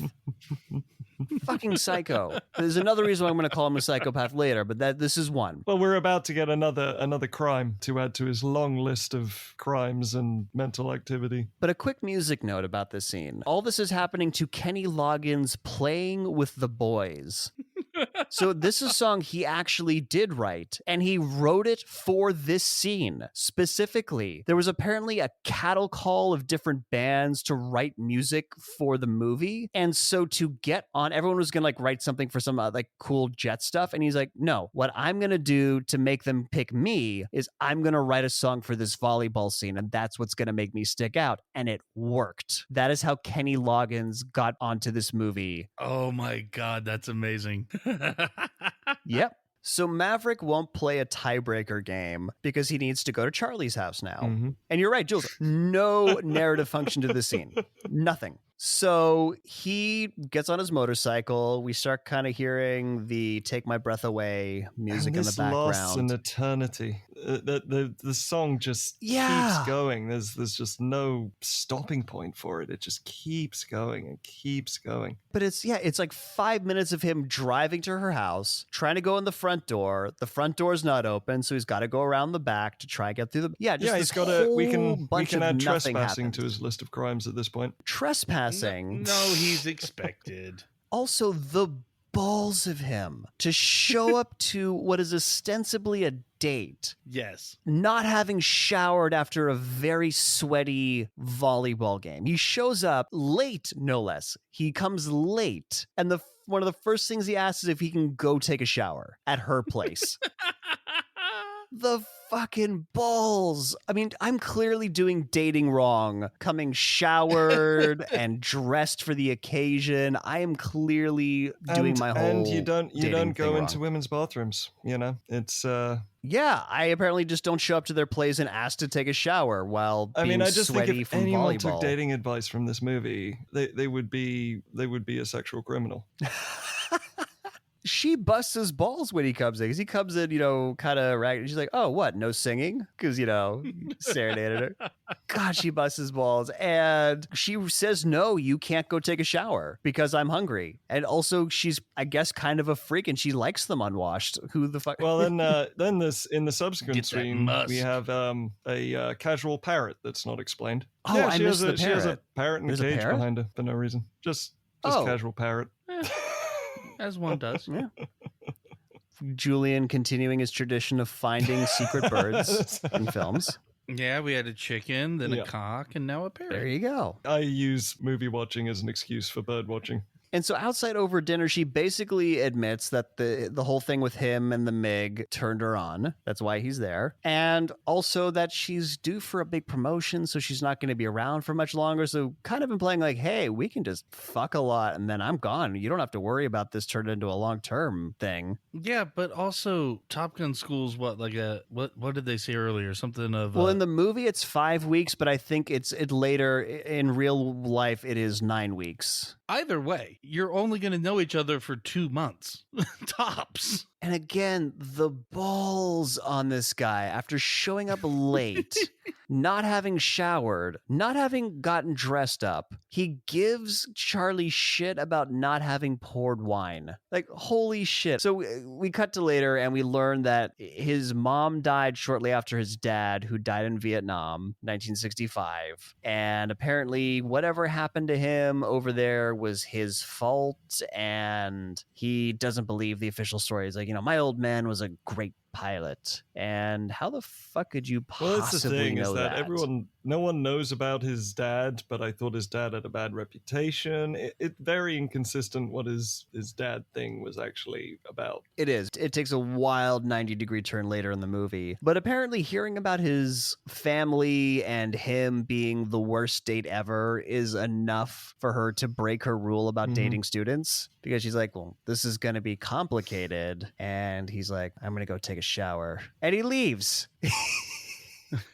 Like, usually all this kind of thing is like the prelude to some hanky-panky, and nope, he's gonna go take a shower back at his place. The whole relationship is very confusing. It is very confusing, and it's about to get even more confusing because we cut... Well, again, they're not going to see each other in like 6 more weeks. Right. So back at Top Gun, Maverick walks into an elevator and Charlie's in there in a crazy outfit. We've seen her in very professional, feminine attire, and she's in a bomber jacket and a ball cap, and she's got an official Navy pin on there. Like, are you allowed to have that? You're a civilian. I think what happened after the date is she realized she needed to butch up for him. Obviously, yeah. Oh, you're doing the Quentin Tarantino thing. Yeah, so there is an answer to this, but I want to come back to this scene when we talk about the sex scene later, because the reason for the craziness of this outfit, there's a reason for it, a production reason for it, but we'll get into that. But everyone remember this outfit, because it connects to the sex scene later. And basically she has to reiterate that, oh, and by the way, yeah, Maverick's like drenched from having taken a shower. Again, just sweat and globules as a character. And she tries to reiterate that, hey, she doesn't really normally bring students over, and she wants to keep things kind of discreet. Like, yeah, you kind of made the point last night, but I guess we have to reiterate all that. And we get the stranger interrupts a conversation in an elevator cliche. And after the senior officer leaves, Maverick says very flirtatiously, well, glad we got that straight. And did they kiss? I forget if they kissed or not. I feel like... Well, my note was, there is nothing straight about this movie. Thank you. You took the words right out of my mouth, buddy. That was my whole point. Oh man, well that didn't work. Get a jacket, get a baseball cap, be one of the boys with him. Yeah. I think that whatever movie Quentin Tarantino was in, he gives this whole theory about how this is all gay. Yeah, there's a movie with Quentin Tarantino where he talks about this whole theory. And I see, because you lost me when you went Tarantino. Yeah. No, he's Quentin Tarantino. I don't know whether it's a movie he made, but he's in a movie as a character, and he's discussing the homoerotic undertones of Top Gun, and he brings up this scene in this dress as a part of it. So now Maverick and Goose are picking up Goose's wife and kid from the airport. Goose's wife played by I Meg did Ryan. a double take. I was like, Meg Ryan, where the hell's she been? She was Oh yeah, she's too good to be just this small bit part in this movie. But really? She hadn't blown up yet. Oh. it was very early in the career, but I put in as a contender against Anthony Edwards for best performance in this movie. She just has substantially fewer scenes, but she's got some pretty damn important ones. She does, but she's bubbly. She's got a southern drawl, and honestly, I want to see the Goose and Meg Ryan sitcom. That's what I want to see. They got great energy. They got great chemistry. That is the spin-off, like a Goose and prequel Meg spin-off. Ryan cleaning up after Maverick. She doesn't have Goose a and name. Meg. It's just Goose and Meg. Just Goose and Meg. and Yeah, Meg. Meg Ryan. I'm just going to call her Now Meg I Ryan. want She to has a sitcom with name. Meg Ryan and a literal goose. Goose, did you forget to do the dishes again? Ryan and the Goose. Together they solve crime. But the goose is actually the tidy one and she's the slop. Just the goose in an apron, like trying to with a feather duster, but the feather duster is just his wing. Grabbing with his beak and like folding laundry and shit. Anyways, so we find out that Goose basically tells Meg Ryan everything. So she walks in, apropos of nothing, just says, "Oh, so I hear that you're in love with one of your instructors." And Maverick's like, "What the fuck, bro?" Like walks off. He's like, "Oh, come on." She's like, says to his wife, "Why'd you tell him that?" Yeah. Wouldn't it be great if he didn't tell her which one, or that they had a woman there? Plot twist: he's actually in love with Tom Skerritt. That mustache, I mean, Dat stash. and he's not nearly as scary as Ironside. And then my notes in all caps are, holy shit, what the fuck are these computers? Because we're now in a room with the highest computer technology that 1986 has to offer. It's Pong level graphics, computer graphics that they got going. Oh my God. It is the Atari 2600. But it's in color. It's in color. It looks like the Virtual Boy dropped acid. That is what these graphics look like. It's those triangles, those old school triangles that just trying to give the illusion of 3D, but it just looks so awful. So awful. So basically it's a computer that's tracked their movements and they're kind of debriefing after another one of these training exercises. And Charlie is really criticizing Maverick's maneuvers. Even though he won, he actually managed to get behind the enemy and destroy them. Yeah, serious cockpit block is what I put. Wacka wacka. I had that the exercise they're critiquing is not the footage of the jets we were just shown. Right, but oh wait, was there a shot of jets before this? It was just like a quick, like as a transition sort of thing. Okay. There wasn't like an extended training sequence, but we see a few fights going on, and then they're just talking about and critiquing the maneuver, and it's totally not what we just saw. Right. It's sort of vaguely related. And this fucking puts a bee in Maverick's bonnet. He does not like being criticized, but Slider compliments him, and he like kind of like taps, he's like, "Hey man, gutsiest move I ever saw." And so after this computer room well, I think we should scene, acknowledge that Slider has officially made it clear that he's open to a three-way now. Oh God, yeah. Or at least I've been assessing your maneuvers. Goose showed me the photo album.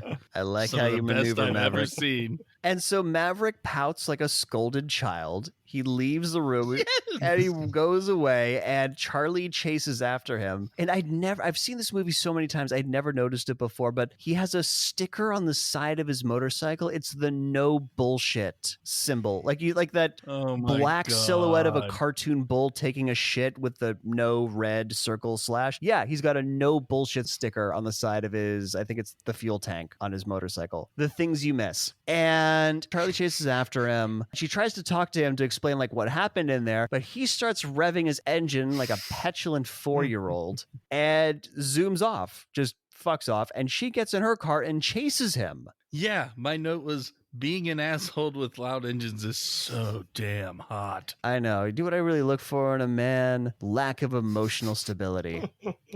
And so she chases after him, nearly gets into a car accident. And I guess he's been watching this through his rearview mirror, because he pulls over and gets out and yells at her for being so reckless. Motherfucker, what? He's jealous that she's stealing his thunder. I'm the reckless one. It's my thing. I'm Maverick. You can't be And I Maverick kept just as getting well. distracted by the length of how long Take My Breath Away was playing in the background throughout all this. And it's just, it keeps going on and on. And it's a good song, but if you keep stretching it out, it starts to get repetitive. Well, yeah, so basically what she was trying to say was, even though professionally her opinion that she gave in there was right, she thinks what he did was incredible. It was the best flying she'd ever seen, but she can't say it in there because she's worried people are going to see through what she's saying and realize that they're dating, essentially. And especially because she's like, I don't want anyone to see that I've fallen in love with you. It's only in movies where people don't say that before they do the thing. Yeah. To which, again, I say she has some mark that she pulls this one on every 8 weeks. Oh, yeah, I never hook up with my students, she says to the ninth student. She she's is a repeat offender herself, But they start making out. And now, as you're saying, Take My Breath Away love scene. Okay, now I can talk about this because this connects with the elevator scene where she's wearing the ball cap and looks kind of butch. Okay. These two scenes were not originally in the movie. They did not film them during principal photography or any subsequent, immediate reshoots. They showed a version of this movie to exhibitors in New York, LA, and Chicago. New York and LA were like, great, let's go with this. But Chicago didn't think there was enough love stuff. And I imagine what they said was something along those lines. Look, all the planes flying around are great, but I saw that volleyball scene and it gave me a weird feeling in my penis, and I'm gonna need to see some heterosexual fucking in this film. Otherwise, I'm gonna have to take a good hard look at myself. Yeah, so the Chicago exhibitors wanted a love scene. So like, all right, fuck it. We'll add some more to the love story. So the scene in the elevator and this sex scene were added after the fact. But Tom Cruise was already shooting The Color of Money with Martin Scorsese. And Kelly McGillis was also on another movie, and she had dyed her hair brown and also cut it. So her hair was Hence different. The hat and the fact that you can't see anything in the sex scene. Exactly. That is why she's wearing a hat. And also Tom Cruise's hair is different. So that's why they wet it, because it's actually longer in the elevator. Mm-hmm. And in this scene, everything's blacked out. You can't see their faces. You can't see their hair. Like you said, for John, for that reason, they had one day to film with Tom Cruise in Chicago. So they had to get the elevator scene and they had to get this sex scene, which is why the eroticism, it is very out of place. And nobody feels like they're into it. At least Tom Cruise doesn't feel like he's into it, because he's clearly thinking about the other movie he's shooting. That movie, like I said before, just completely made me just sort of giggle at the scene, because I kept expecting him to put like an egg on her stomach and have it start frying. All I got for the scene is so much tongue. So much tongue. Like 14-year-olds who are having their first kiss do not use this much tongue. Like, holy shit. But Maverick's a romantic, because the next day we see that he's left her a flower and a paper airplane. Yeah, she wakes up to an origami jet sex note. And you know that's not the first time he's used that. Sex Notes. That's got to be a great band name right there. Oh, we are now the Origami Sex Notes. Origami Sex Notes. We're playing at the Palladium. You guys should get tickets. So back at Top Gun, Maverick and Goose learned that Iceman won another one of these dogfight exercises. And speaking of butts, as we so often do during this particular movie's review. Again, I've watched this movie many times. Did not notice this, but on two of the other fighter pilots' helmets, specifically Hollywood and Wolfman, they have a cartoon butt on their helmets with a lipstick kissy mark on one of the cheeks. I did not notice that.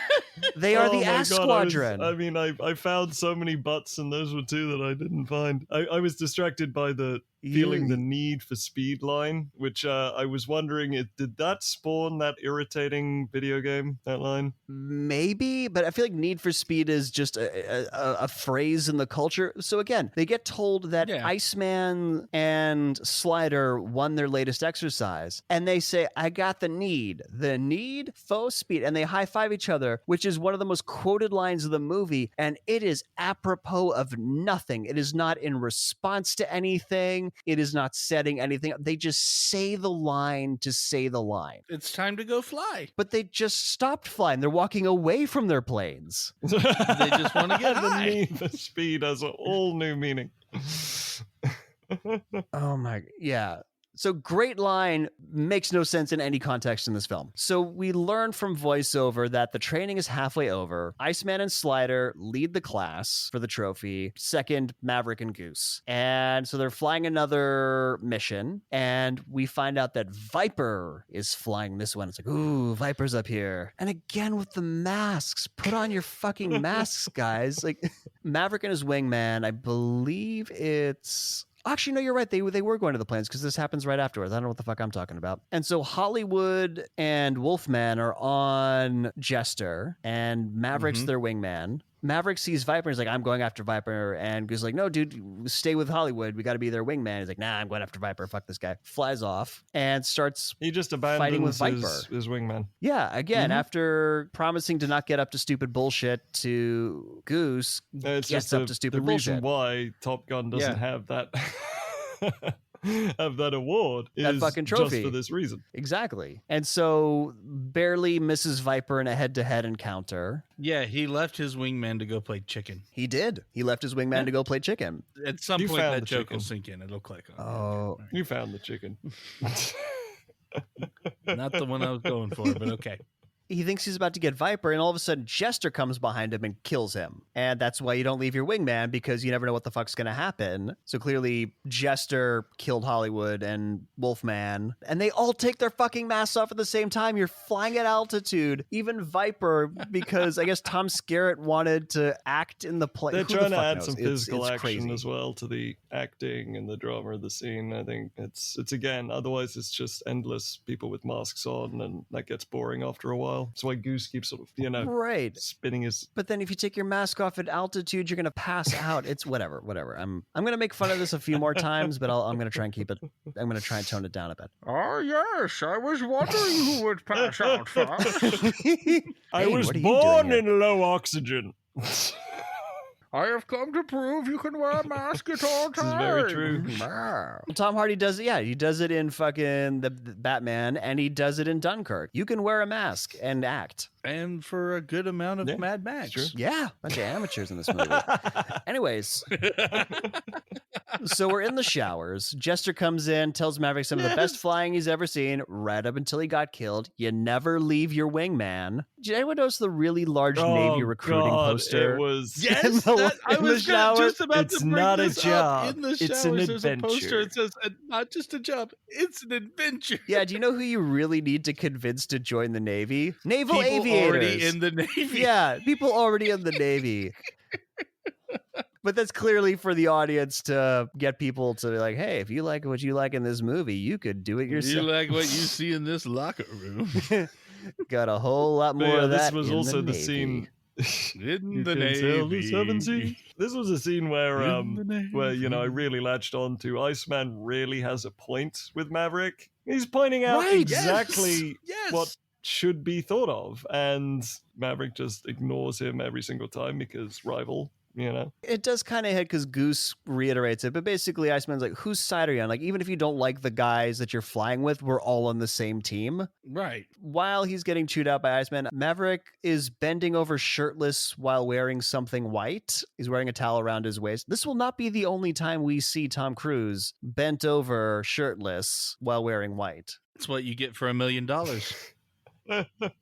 Tony Scott really needed to get his Tom Cruise pound of flesh. Skin. Yep. So we also learned that Viper shot down Iceman during this exercise. So Maverick and Goose still have a shot at the trophy. They're not out of the race yet. And Maverick promises Goose that he'll never do anything like that again. And then back in his room, Maverick looks at a picture of him on I'm his just wondering, dad's how shoulder often in has front of that the story fighter. beat been repeated? That Which one? I swear I'll never do I it swear again. I'll never He do does it again. And then In this cinema movie or alone. this movie? Because the answer is a lot to both. So, will Maverick actually keep his promise? Will we be seeing any more sweaty, shirtless dudes? Well, we're going to have to find out after the break. We will be right back.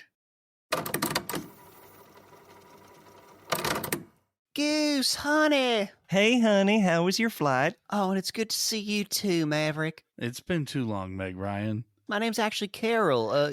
Yeah, no one's going to remember that. Okay. So Goose tells me you're banging your teacher. Honey. Goose, what the hell? Oh, he tells me everything. Like when you wet the bed in flight school because you had a nightmare about your dead dad. Honey, maybe you should stop. Oh, no, it's fine. Seeing as how you can't keep a secret. What else, Meg? Oh, I know all about the booger eating, how he got tricked into that protein supplement pyramid scheme. Oh, that ladyboy in Thailand. I hate you so much right now, Goose. But I reckon the biggest thing he told me is your crushing, persistent fear of death. You might fly like you're not afraid to die, but all you're really doing is trying to outrun the Reaper. But you can't, Mav. No matter what you do, no matter how hard you try, you will die. And in a generation or two, everyone you've ever known will be dead, and the gaping maw of time will consume your memory and leave your very existence irrelevant. I'm not going to sit here and take this. I'm out. Oh, come on, Mav. I'm married to Meg Ryan in the 80s. Of course I can't keep secrets from her. Fuck you, Goose. At least Kelly McGillis can keep her mouth shut. In the 80s, Mav. The 80s. Oh, don't worry about him. Say, you want to talk loudly about our sex life in front of our infant son? You bet your sweet ass I do. Do a hot Carl. Do a backwards Sasquatch. Oh, I don't know what that I is. don't know. I don't want to know. I don't want to know. And we're back, and Goose is singing Great Balls of Fire in a bar while playing the piano. This is, again, iconic scene from this film that is often quoted. And he's got his son who's just sitting on the piano, chilling with his dad. And Meg Ryan can't shut the fuck up about how much Maverick fucks. Meg Ryan really needs to let Charlie know that Maverick's dick gets around. That is like 90% the fucking point of this scene. Because they're like back at a table just talking. And again, Charlie should be like, bitch, this program has a 2-month rollover rate. Yeah, you think he's the only one who gets around? Like, yeah, including bringing up the Admiral's daughter incident. And so Maverick gets embarrassed, rightfully, and decides to go over and sing with Goose. And Meg Ryan lets Charlie know that Maverick is madly in love with her. So what is she trying to say? Oh, he fucks, and also he only wants to fuck you. Also, I want to now? know how she found that out. I know they were trying to keep it quiet, so you think Goose was following him around with a camera and... Well, I think the idea is that Goose and him are buddies, so they tell each other everything, and it's established that Goose tells his wife everything, so the wife knows but that's everything. never sort of represented in any way. He doesn't mention her at all to the... Well, I mean, well, Maverick telling Goose isn't represented, but Goose telling his wife, I mean, she gets off the plane and immediately spills the beans. So you imagine that Goose is like a newlywed Midwestern husband out at the beach of L.A. following Maverick around. Oh, Baywatch. I will never stop referencing Baywatch. It's going to be our cross to bear. Always My dear be listener. quoting Baywatch. And also listening to Meg Ryan, because she's kind of got a bit of a southern drawl to her. I got to know here, why hasn't Meg Ryan ever played Dolly Parton? Ooh. That should have happened. Meg Ryan should play Dolly Intriguing. Parton. Very. How short is Meg Ryan? Dolly's tiny. I mean, it's Hollywood. They'll shave her legs off or something, walk around on some fake stumps. They'll figure it out. So she yells out to Goose, "Goose, you big stud, take me to bed or lose me forever." Right in front of the kids. Right in front of the kids. Right in front of the kids. And so everyone gets in on Great Balls of Fire. That's some good, clean They all family sing the fun song. right there. Well, I mean, the kids got to learn photography somewhere. Oh, shit. Son, you're 5 years old. You know, it's time you learned how to use a Polaroid. So this is what we call wrestling, right? So Maverick and Charlie go for a sunset motorcycle ride. They stop off somewhere, and Charlie just repeats Meg Ryan's line to him in a very like seductively sarcastic way. Because again, she's always busting his balls. You know, "Hey Maverick, you big stud, take me to bed or lose me forever." Some more making out, and then danger it's back. zone. That's 3 times, right? And still not enough. Plane's taking off for another training mission. Now Iceman and Maverick are wingmen, so this should be interesting. And so they're getting behind, they spot some bogeys, they fly in. Iceman cuts Maverick off to get into the firing position behind one of the jets. And Iceman can't get the shot. Yeah. Won't get the fuck out of the way. And he won't get the fuck out of the way. Maverick can get the shot. He's like, "Iceman, fly off. Like, I got this." Brief sidetrack. Did anyone else give a little chuckle every so often when they said bogeys? Just me? No, even though I know what you're talking about. Yes, Hot Shots is awesome. No, because bogey is British for boogers. And bogey. As in Humphrey Bogart, yes. Yes. That's right. Name's Booger. Looking at you, sweetheart. That gave me a little chuckle every so often. Well, just for the British listeners, bogey is what they call unidentified aircraft, and they turn into bandits when they are identified as hostile aircraft. That's how the radio lingo works there. Oh, I'm aware. It still makes me chuckle. That was for the listeners. It's not always about you, Jules. Guys, Jesus. it's always about me. So Iceman eventually is like, "All right, fuck it." He pulls off. Maybe you guys picked up on this. Maverick and Goose fly through jet wash. Was it Iceman's jet wash, or was it the jet that they were pursuing's jet wash? Because this affects how I'm going to perceive Iceman later in the film. Yeah. Unclear? Because I was pretty sure it looked like it was Iceman's jet wash. It did seem that way, just the way it was shot. I couldn't tell from the way it was shot. Okay, I'm going to go with it was Iceman's jet wash. And this causes the engines to stall for Maverick and Goose. And despite all the inaccuracies that we pointed out earlier, this whole sequence is incredibly accurate. It seemed very accurate, yeah. So, especially with early model F-14s, they were prone to stalling if they flew through jet wash, because basically the compressors in the engine weren't able to handle the lack of air caused by the jet wash. So the igniters would flame out, the engines would stall, and they would go into a spin. And so that's exactly what happens here with Goose and Maverick. They go into a spin, they stall, they can't get out of it. So they're flying out to sea. Maverick is unable to get to the ejector to eject them. And that is also accurate, because some of the fighter pilots that they interviewed for the Blu-ray behind the scenes stuff said, yeah, that's very accurate. In F-14, the centrifugal force is going to make it impossible for the pilot to do anything. The Rio is going to have to eject the canopy and eject them. That's what Goose does. He pulls the canopy up. In reality, like when you're trained for this sort of stuff, there's a certain amount of time you're supposed to let the canopy fly up before you eject, because otherwise what happens is exactly what happens in the movie. They ejected too quick and Goose crashes into the canopy. And this is one of those rare cases where the white guy dies first. It's also one of the few movies where you're allowed to man cry. One of the I disagree with that. times in cinema. This was a man cry moment for a lot of dudes, because it just was. Because the only likable character in this movie just died. He just dies, yeah. And apparently this actually, similar incidents did happen. So this is like based on sadly a few true stories of people having to eject from F-14s and crashing into the canopy and dying. That did seem sad, just the idea of knowing that how many pilots died in this kind of an accident. Or other kinds of just little malfunctions. I can't remember the names now, and I wouldn't do that. I wouldn't mention it if I did. But yeah, there were some incidences of people we knew where like they had to eject and the chute never opened. Jesus.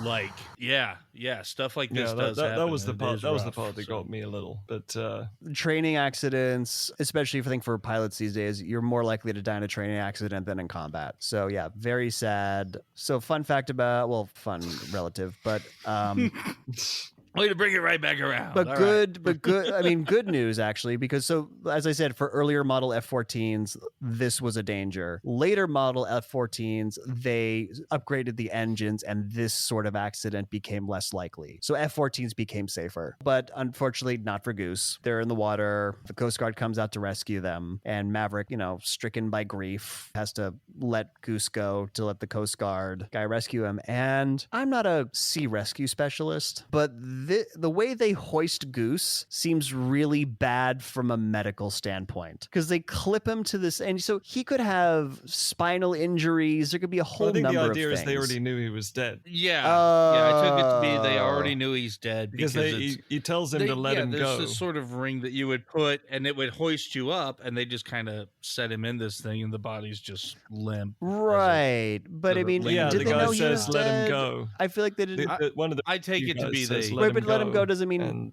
you've got to let him go, and yeah. I think that was the idea. I see Nick's side of you got to let go of this guy because I got to get him into the hospital or the helicopter, but also you gotta, he's gone. That's he's kind already of gone. You have to. Okay, it wasn't clear because I was in my mind. I'm like, I'm pretty sure the Coast Guard has litters that they can raise you up and not risk more spinal injury. Because you're just like floating up, like flopped off to the side like a rag doll. It just didn't seem like the best way to rescue somebody from the ocean who might have serious injuries. I always took it as he is definitely dead at this point. Oh, he's dead on arrival. Okay, so now we're in the hospital and Maverick is shaving in his tighty whities. So now we are in scene number 2 with Tom Cruise bent over wearing something white and shirtless. And this scene is brought to you by Colgate shaving cream. He is shaving with Colgate shaving cream. That is apparently a thing. It is still a thing. I didn't even notice that because I just took this as he's still shaken up and he's at the sink, right? And that this is the least dramatic cold water to the face scene ever shot, because all he does is like his hands kind of wet and he just kind of pats his forehead with his fingertips. Oh, yeah. Like he just I got think Tom headbutted. Tom and he's Cruise was just tired of being that's covered sore. in fake sweat, that he was just like, I can't handle any more liquid on my face at this point. Yeah, he was trying to wash off the glycerin sweat. Entirely possible. But no, but then I noticed later that there were very conspicuous tubes of Colgate in the locker room. So Colgate is another sponsor. And fun fact about Colgate shaving cream, guaranteed to protect your face from cavities and leave it minty fresh. Waka waka. So Viper comes in and... My dentist recommends Crest shaving cream. Damn it. Sorry. I just 4 popped out of in 5 there. I had dentists to. recommend Tom Cruise and tidy whities. So Viper comes in. So this bathroom's in a hospital. So because clearly Tom Cruise is being observed by medical professionals. Tells him that Goose is dead, and yeah, he knows he was there, and gives the least inspiring pep talk to Maverick. Viper's basically, yeah, people die, just gotta let it go, and then gives him a very weird shoulder pat that turns into a My back note was, rub? did Viper just cop a nipple feel?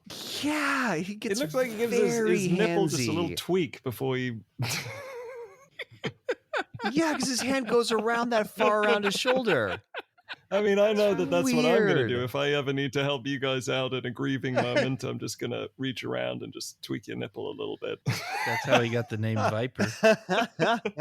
Slides right around. Yeah, he probably did some really creepy shit in flight school. But hey, you'd forget about your grieving if someone twisted your nipple. You would very quickly. So Charlie drops Maverick off back at base. Maverick thinks that this whole thing might have been his fault. He's, feels very responsible for what happened to Goose. Yeah, this is that one moment I referenced earlier where he's not grinning at her. Yeah, you're absolutely right. Yeah, because he's not thinking about her, trying to act with her. He's kind of in his own little grief bubble. So he packs away Goose's stuff, putting it in a box. This is where Meg we Ryan get and the dog kid tag squeeze cliche. Did he squeeze dog tags in this one? Because I know he does it later. It's more than He once, also yeah. finds a picture of him. Yeah, no, the multiple times. He finds a picture of him and Goose from, I guess, flight school or some previous assignment. He takes the box of stuff to the room where Meg Ryan and Goose's son are. And somehow this entire scene is about Maverick's grief. Okay, yes, thank you. Yeah, what the Thank fuck? you. She just lost her husband, and her reaction to him coming into the room is, God, he loved flying with you, Maverick. What? Yes, I have Meg Ryan is awesome, but this somehow becomes all about Maverick and a he'd want you to go on moment. I know, and there's none of him being like, oh, he loved you so much, and he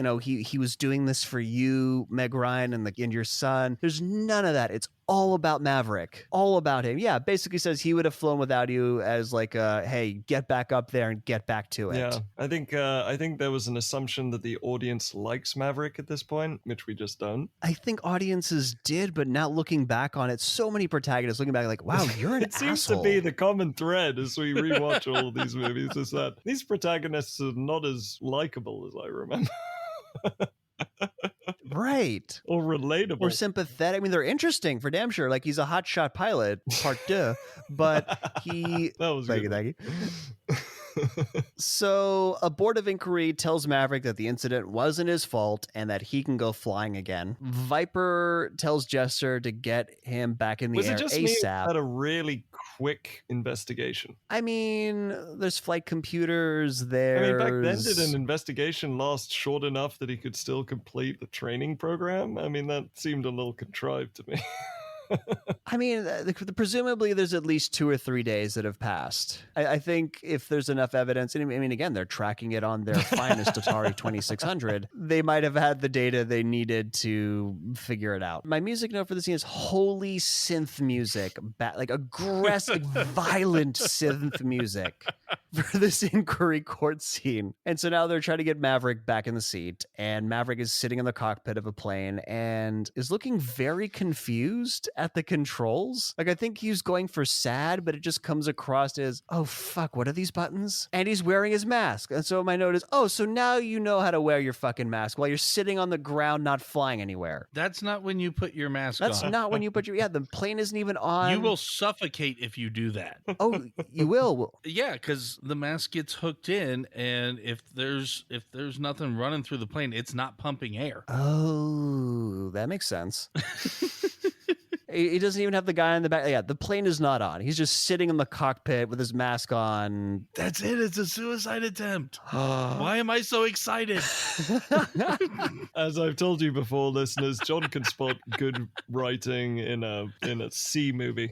I'm just pulling it out of my ass. Okay, so now we're back in the sky, and Jester's trying to give Maverick an easy target to give his confidence back. And his Rio now is the only black guy in the group. And now we have to point out this guy's call sign, because the only black guy in the group's call sign is Sundown. Yeah.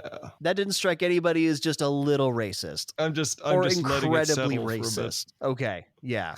Only black guy. And here's the thing, based on what I've read about, racial bias in naval aviation, that it seems to be a realistic name that they might have given him. And so he's like, hey, Mav, take the shot. And Mav's like, nah, it doesn't look at him. He won't take the shot. He doesn't have his confidence. So on the ground, Sundown is like, hey, man, we could have had him. And Maverick's like, I will take the shot when I am good and goddamn ready. I said Maverick lost his last likability by trying to beat up the only black guy in that squad. Yeah, by committing a hate crime.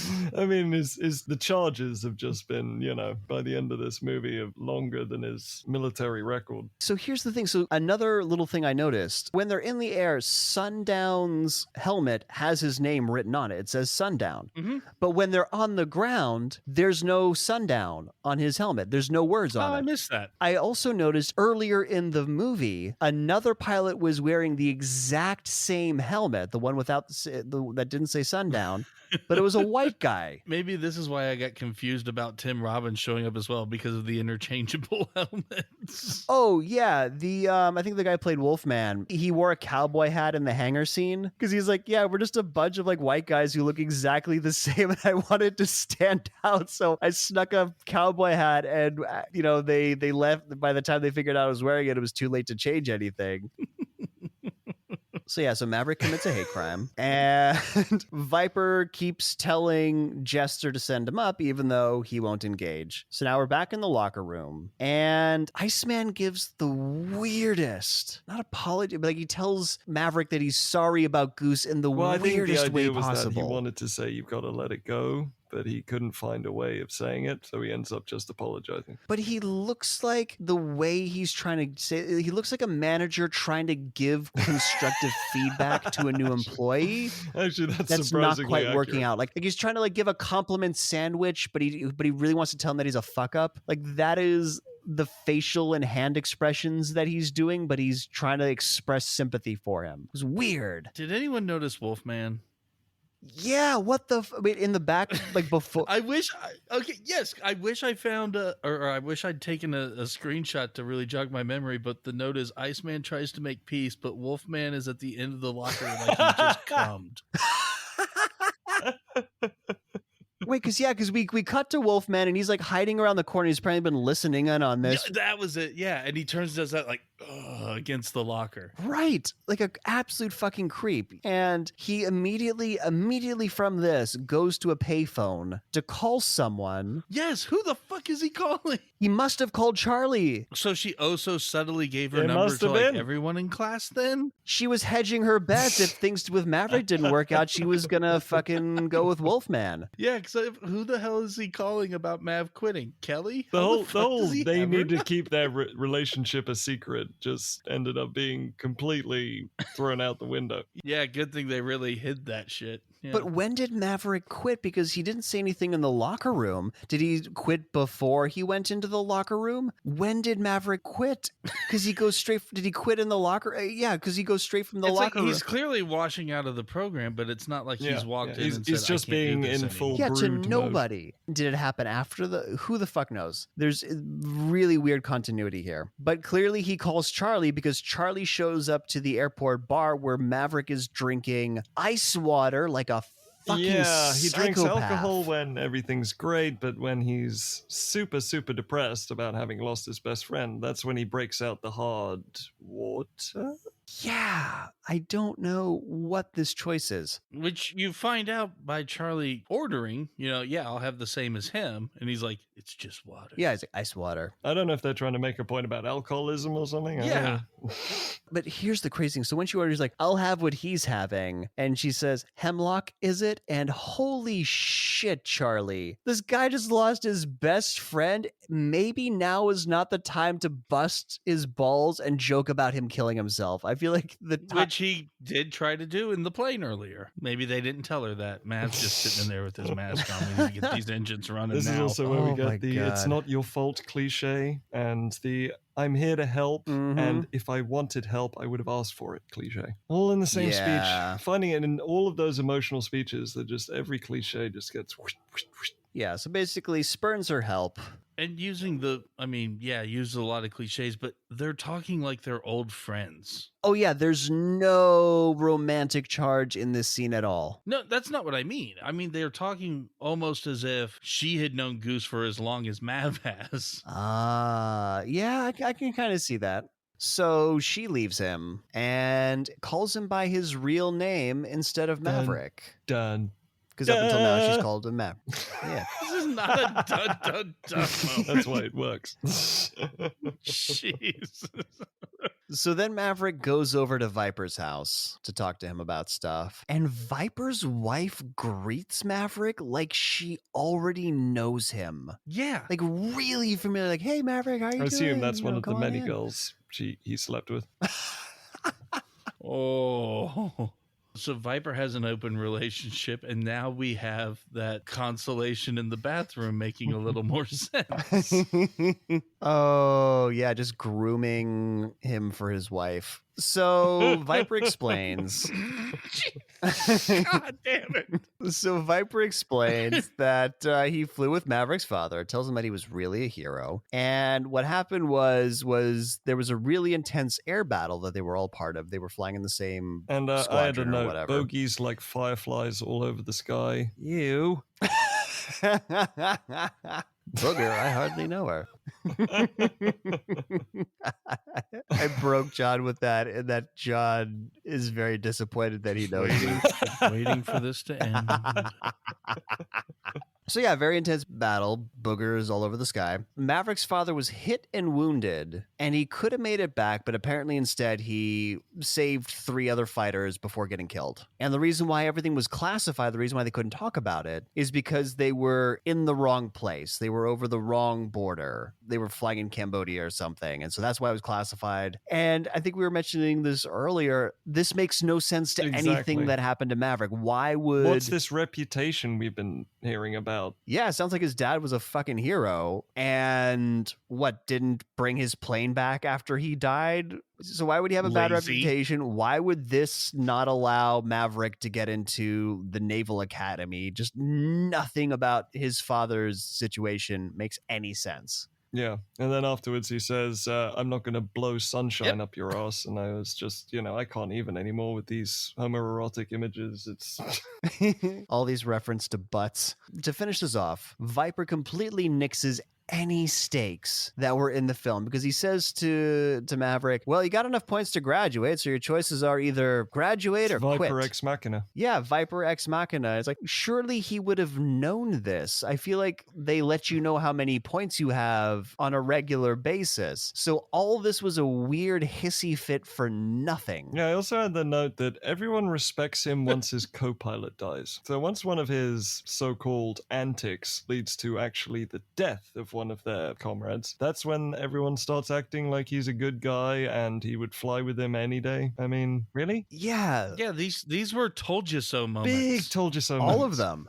The choice is clear. He's just going to go graduate. Nope, he's got to go think about it because we need to drag this movie out a little longer. So he goes for a motorcycle ride. He drives past Charlie's house. Well, former house now. He goes and he watches F-14s land. And yeah, there's no conflict. Absolutely zero. Here. Zero. The choice is obvious. John, you don't look convinced. No, it's that I had noticed that the planes that he's watching land have tail hooks on them. Is there any reason for that to be on there when you're on a regular runway? Maybe it's a short runway. I don't know. I mean, they're on there just because that's the fighter. I don't think there's any reason to take them off. I think they're integral to the plane. So whether you're landing on land or on a ship, it's just that's on the plane. I mean, they're definitely removable. We have a few.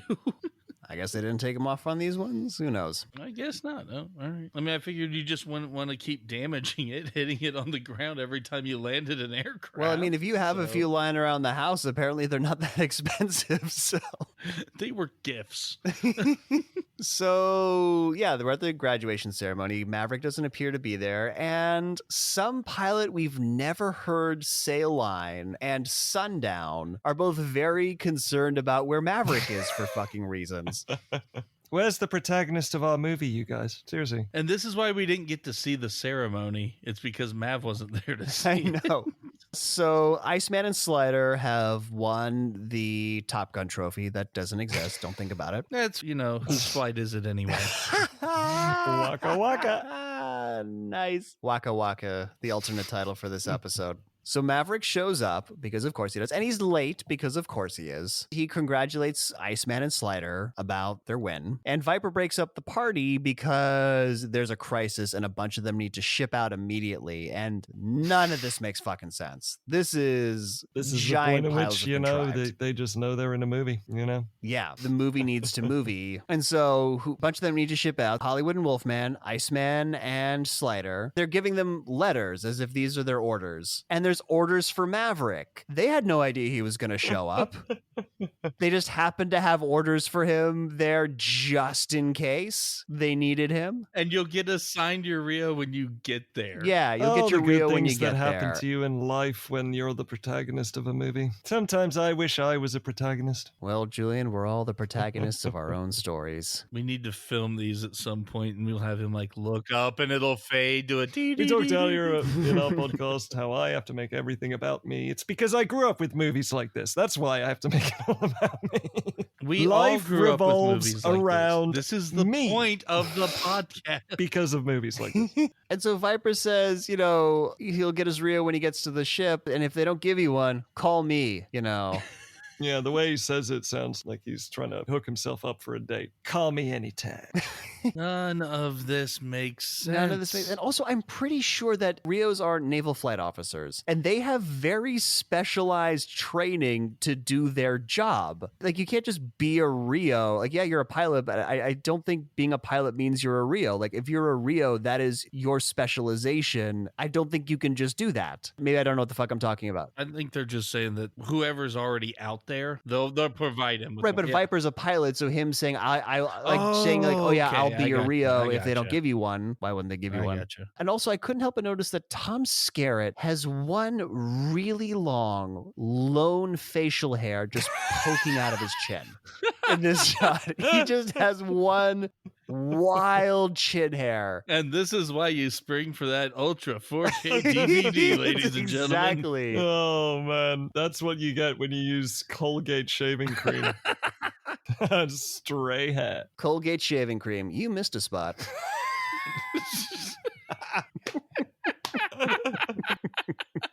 Colgate, if you would like to... Colgate, if you'd like to sponsor this podcast, we are available. Just saying. Send us a case of your finest shaving cream, and we will. I will not use it. Well, I mean, you got to get the neck, get the and the cheeks a little bit. This also explains why Slider in the bar scene had stubble, because his Colgate shaving cream failed him. No, he had crest. He had crest. with the little sparkles in it. For the clubs, right? I just want to keep derailing this and talk about toothpaste.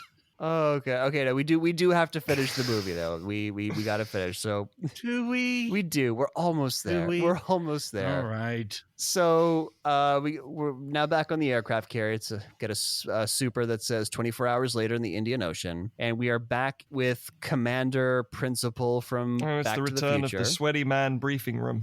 Okay, I'm fairly certain there's air conditioning on aircraft carriers, and every single pilot in this briefing room is is sopping wet. Just But none of the clothes are. none of the clothes. It's just the faces. All the exposed skin is drenched. It's so crazy. And so Principal from the Back to the Future tells them that a communication ship got stranded in foreign territory. They're mounting a rescue operation, and it's their job to provide air cover. And I need to go back to the contrivance of them needing Yes. Maverick and Iceman and any of these motherfuckers straight out of Top Gun, because I don't think that's how naval deployments work. The air wing on this aircraft carrier would have been... Yes, they're the ones to provide the air support, not wait 24 hours for these guys to get shipped to the ocean from California. I know! And even if they were down a couple planes, I'm pretty sure there are air wings closer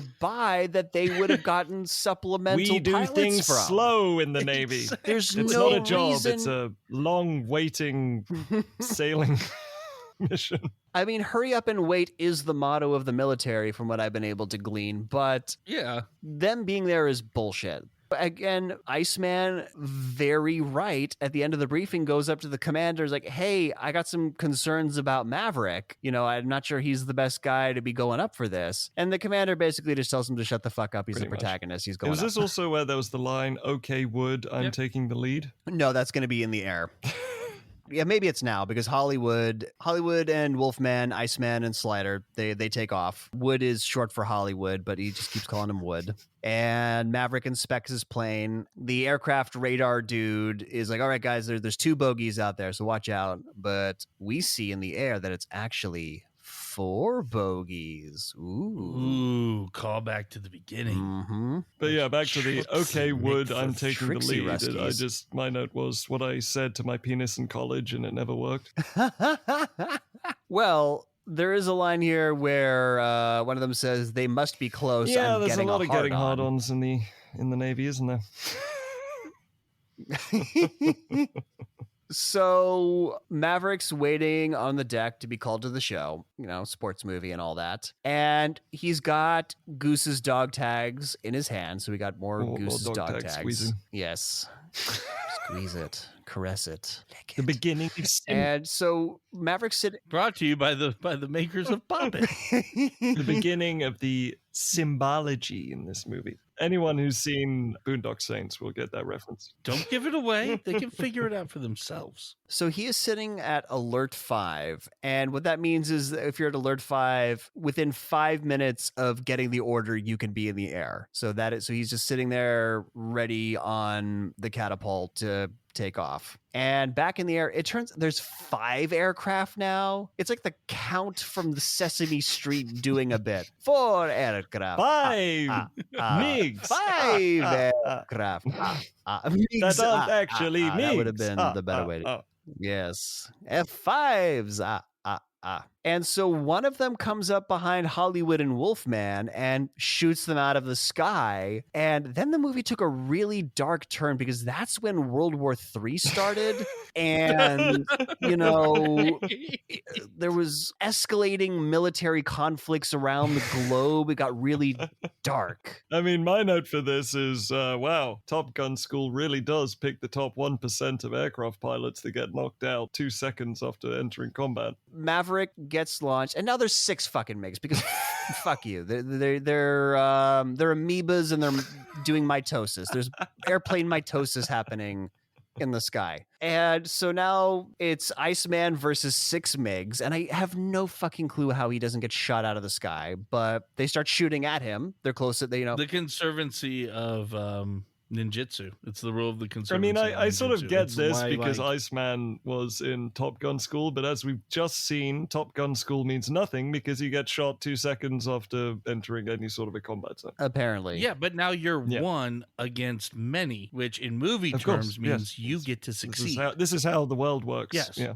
That's the whole conservancy of ninjutsu. There's only so much fighting power in a fight, and if you're only one person, the rest of it is distributed amongst the other 6. They have to share that pool. You get it all to yourself. You're more course. powerful. I don't think I read that D&D expansion. No, it's just tropes. It's just tropes. I have no idea why there wasn't just like a mass launching of planes. Like you like lost They gave a a bunch. reason. They a really gave a awful reason. Yeah. Apparently, who was the well, my launcher question was, had who was in charge of the issues. catapults that both got broken? Was it the guy? Both got The guy who broken. dropped his phone at the beginning of when the he saw a fucking jet land. didn't get his order. He was staring at the planes. And it's like, sir, it's going to be 10 minutes until they get fixed. And the commander's like, bullshit, this thing's going to be over in 2 minutes. And so we're back in the air, and Iceman has 3 MiGs on. It's very inconsistent how many MiGs are on Iceman's tail. And he narrowly avoids getting hit by a missile. Maverick joins the fight, immediately has a MiG on his tail, goes through some jet wash, but manages to recover this time. But he's spooked. This whole thing gives him PTSD from what happened. And he's like, no, it's no good. Well, yeah, it's no good. There's 6 fucking MiGs shooting at My you. note here was, air. this What is an epic dogfight that we're seeing here, but are they reusing that same launch missile shot every time they launch a missile? Yes, they are. Literally, yes. Because in the behind the scenes, like the Navy said they would shoot 1 missile for us. So they got only one got missile. one camera to film it? The one shot they got of this missile was the shot. So yes, we are going to see the same missile getting shot multiple times. That cameraman had one job and he fucking nailed it. Yep. But Maverick isn't going to shoot a missile yet because he's spooked and he's going to run away. And his Rio was Merlin, Tim Robbins. So he's back. This is where you remember him from. Mm-hmm. And he's like, Maverick, gotta go back. Oh, Maverick, what are you doing? And again, best pilot in the Navy, apparently. He's holding Goose's dog tags. He's like, talk to me, Goose. Talk to me, Goose. And I guess Goose from beyond the grave gives him the strength to... Again, this is another piece of evidence that Maverick really needs to be institutionalized. Yeah. He wants not to a hear stable voices. guy. Most people try to not hear voices. He wants to hear one. So he goes back and he blows the MiG out of the sky that was on Iceman's tail. So again, this is where we get the missile shot that we're going to see 1,000 times. More gunfire, like machine gun fire, and Iceman manages to not get hit. Another MiG missile misses. And then Maverick finally decides he's not going to leave his wingman. He's going to stick with Iceman, even though a MiG is flying behind him. Iceman gets hit by gunfire, has to shut down an engine. There's a lot of bit by bit. There's shooting missiles, there's getting behind Iceman. Yeah, the key point is that Maverick finds his confidence and then he does really cool dogfight shit to save Iceman. There's a moment where everyone's yelling on your left, and the other plane is at his 3 o'clock, which is your right. Yeah, do they use left and right when you're in a plane? I that seemed a little off to me. Also, it's the Navy. I feel like they'd be using starboard and port. But Maverick, he's got 1 missile left, and there's... Well, it's usually the clock face, and as pointed out in Indiana Jones 3, your 3 o'clock, your 9 o'clock, your 6 is immediately behind you. So they're yelling at your left, and the other plane is at his 3. I just wanted him to yell back, who's left? Your left or my left? No. We're facing the same way. No, it's screen left and stage right. That's sufficient military lingo right there. We're facing the same way, damn it. So Mav has got 1 missile left, and he does his air brake trick, and he fucking makes Tim Robbins shit his pants. He's like, hey man, you're slowing down. He's like, yeah, I'm gonna put on the brakes. Yeah, I want him to get closer. He's like, you fucking what? You what? Great Tim Robbins acting. You what? Yeah. And guess what? He did it through a mask. Didn't need to take off a mask for that. Tim Robbins, good. He's a professional. So he does his thing. He kills the last MiG. By the way, Maverick kills 4 MiGs by himself. Iceman gets no MiGs. So the last 2 bug out. This is the effectiveness of Top Gun school, Yes. it can be 6-on-1. You don't get shot down, and then your buddy can come up and shoot 4 of them down. And get cheered because those guys didn't Yeah, have that lives was and backstories. really No. weird, wasn't it? No. You can't even see You through see their them helmet all masks. showing up. They have They don't even have jobs. What the hell are you faces. doing cheering this plane? Their job was to hate America, and so they're wrong.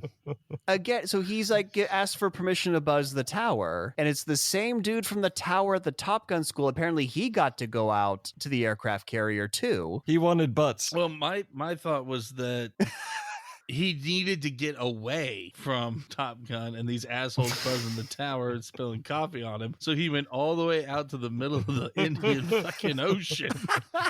to get away from this kind of bullshit. And the bullshit just followed him out there. And it This tragic followed story him. of trying to avoid a nervous breakdown. I would freak out if I even saw like a Starbucks establishment after all the coffee trauma this poor man has gone through.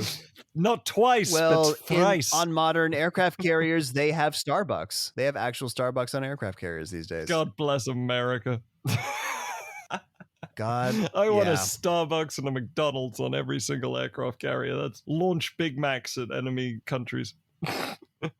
Yeah, you can be on a tent base in the middle of Iraq and you can Oh my still get God. Pizza Hut. It's And I'm crazy. proud to be an American. Camel. So Maverick, having learned nothing, buzzes the tower again. And again, Just to clarify that he Right. has learned absolutely nothing from this entire ordeal. just to see, yeah, he's had no character arc whatsoever. Or He learned to not leave his wingman. he learned to not leave his wingman, but he didn't learn to not be an asshole. When he asked permission to buzz the tower, he's like, negative, Ghost Rider, the pattern is full. As in, there are too many fucking planes taking off and landing. Oh, so they fixed the launcher now. Yeah, they fixed the launcher at this point. Like, there's only 2 planes in the air. Yeah, but apparently they got more planes in the air. The pattern is full. Okay. So, yep, fuck that. Reckless buzzes the tower, spills coffee on himself. And we're back on the deck. Hollywood and Wolfman, they didn't die because obviously they ejected and the Because they're helicopter's bringing them Americans, and back. Americans can't die. Mm-hmm. Except in training exercises. Except for when it's emotionally of important course. for the protagonist. Well, you can't show that Russians can kill us in the middle of a Cold War. Only we can kill ourselves. It's very true. That's a horrible Very way true. to look at it. Right. Iceman gives a line that Val Kilmer did not want to do this scene because he knew how fucking cheeseball it was. He's like, hey, you're still dangerous, but you can be my wingman Iceman, anytime. no, you would never say that. I call bullshit on that line. Bullshit. You can be mine. Yeah, Matt was like, bullshit, you can be mine. And, the entire flight deck crew is just cheering them and They lose their shit over that comeback. and this was the actual crew of the Enterprise. So this is the USS Enterprise. All those extras were the crew. cool. And They were all in the movie. cool with the ridiculous lack of authenticity. Meanwhile, a MiG has sort of crept up on this aircraft carrier whilst everyone's cheering Maverick on. And the whole aircraft Oh, carrier God. goes down.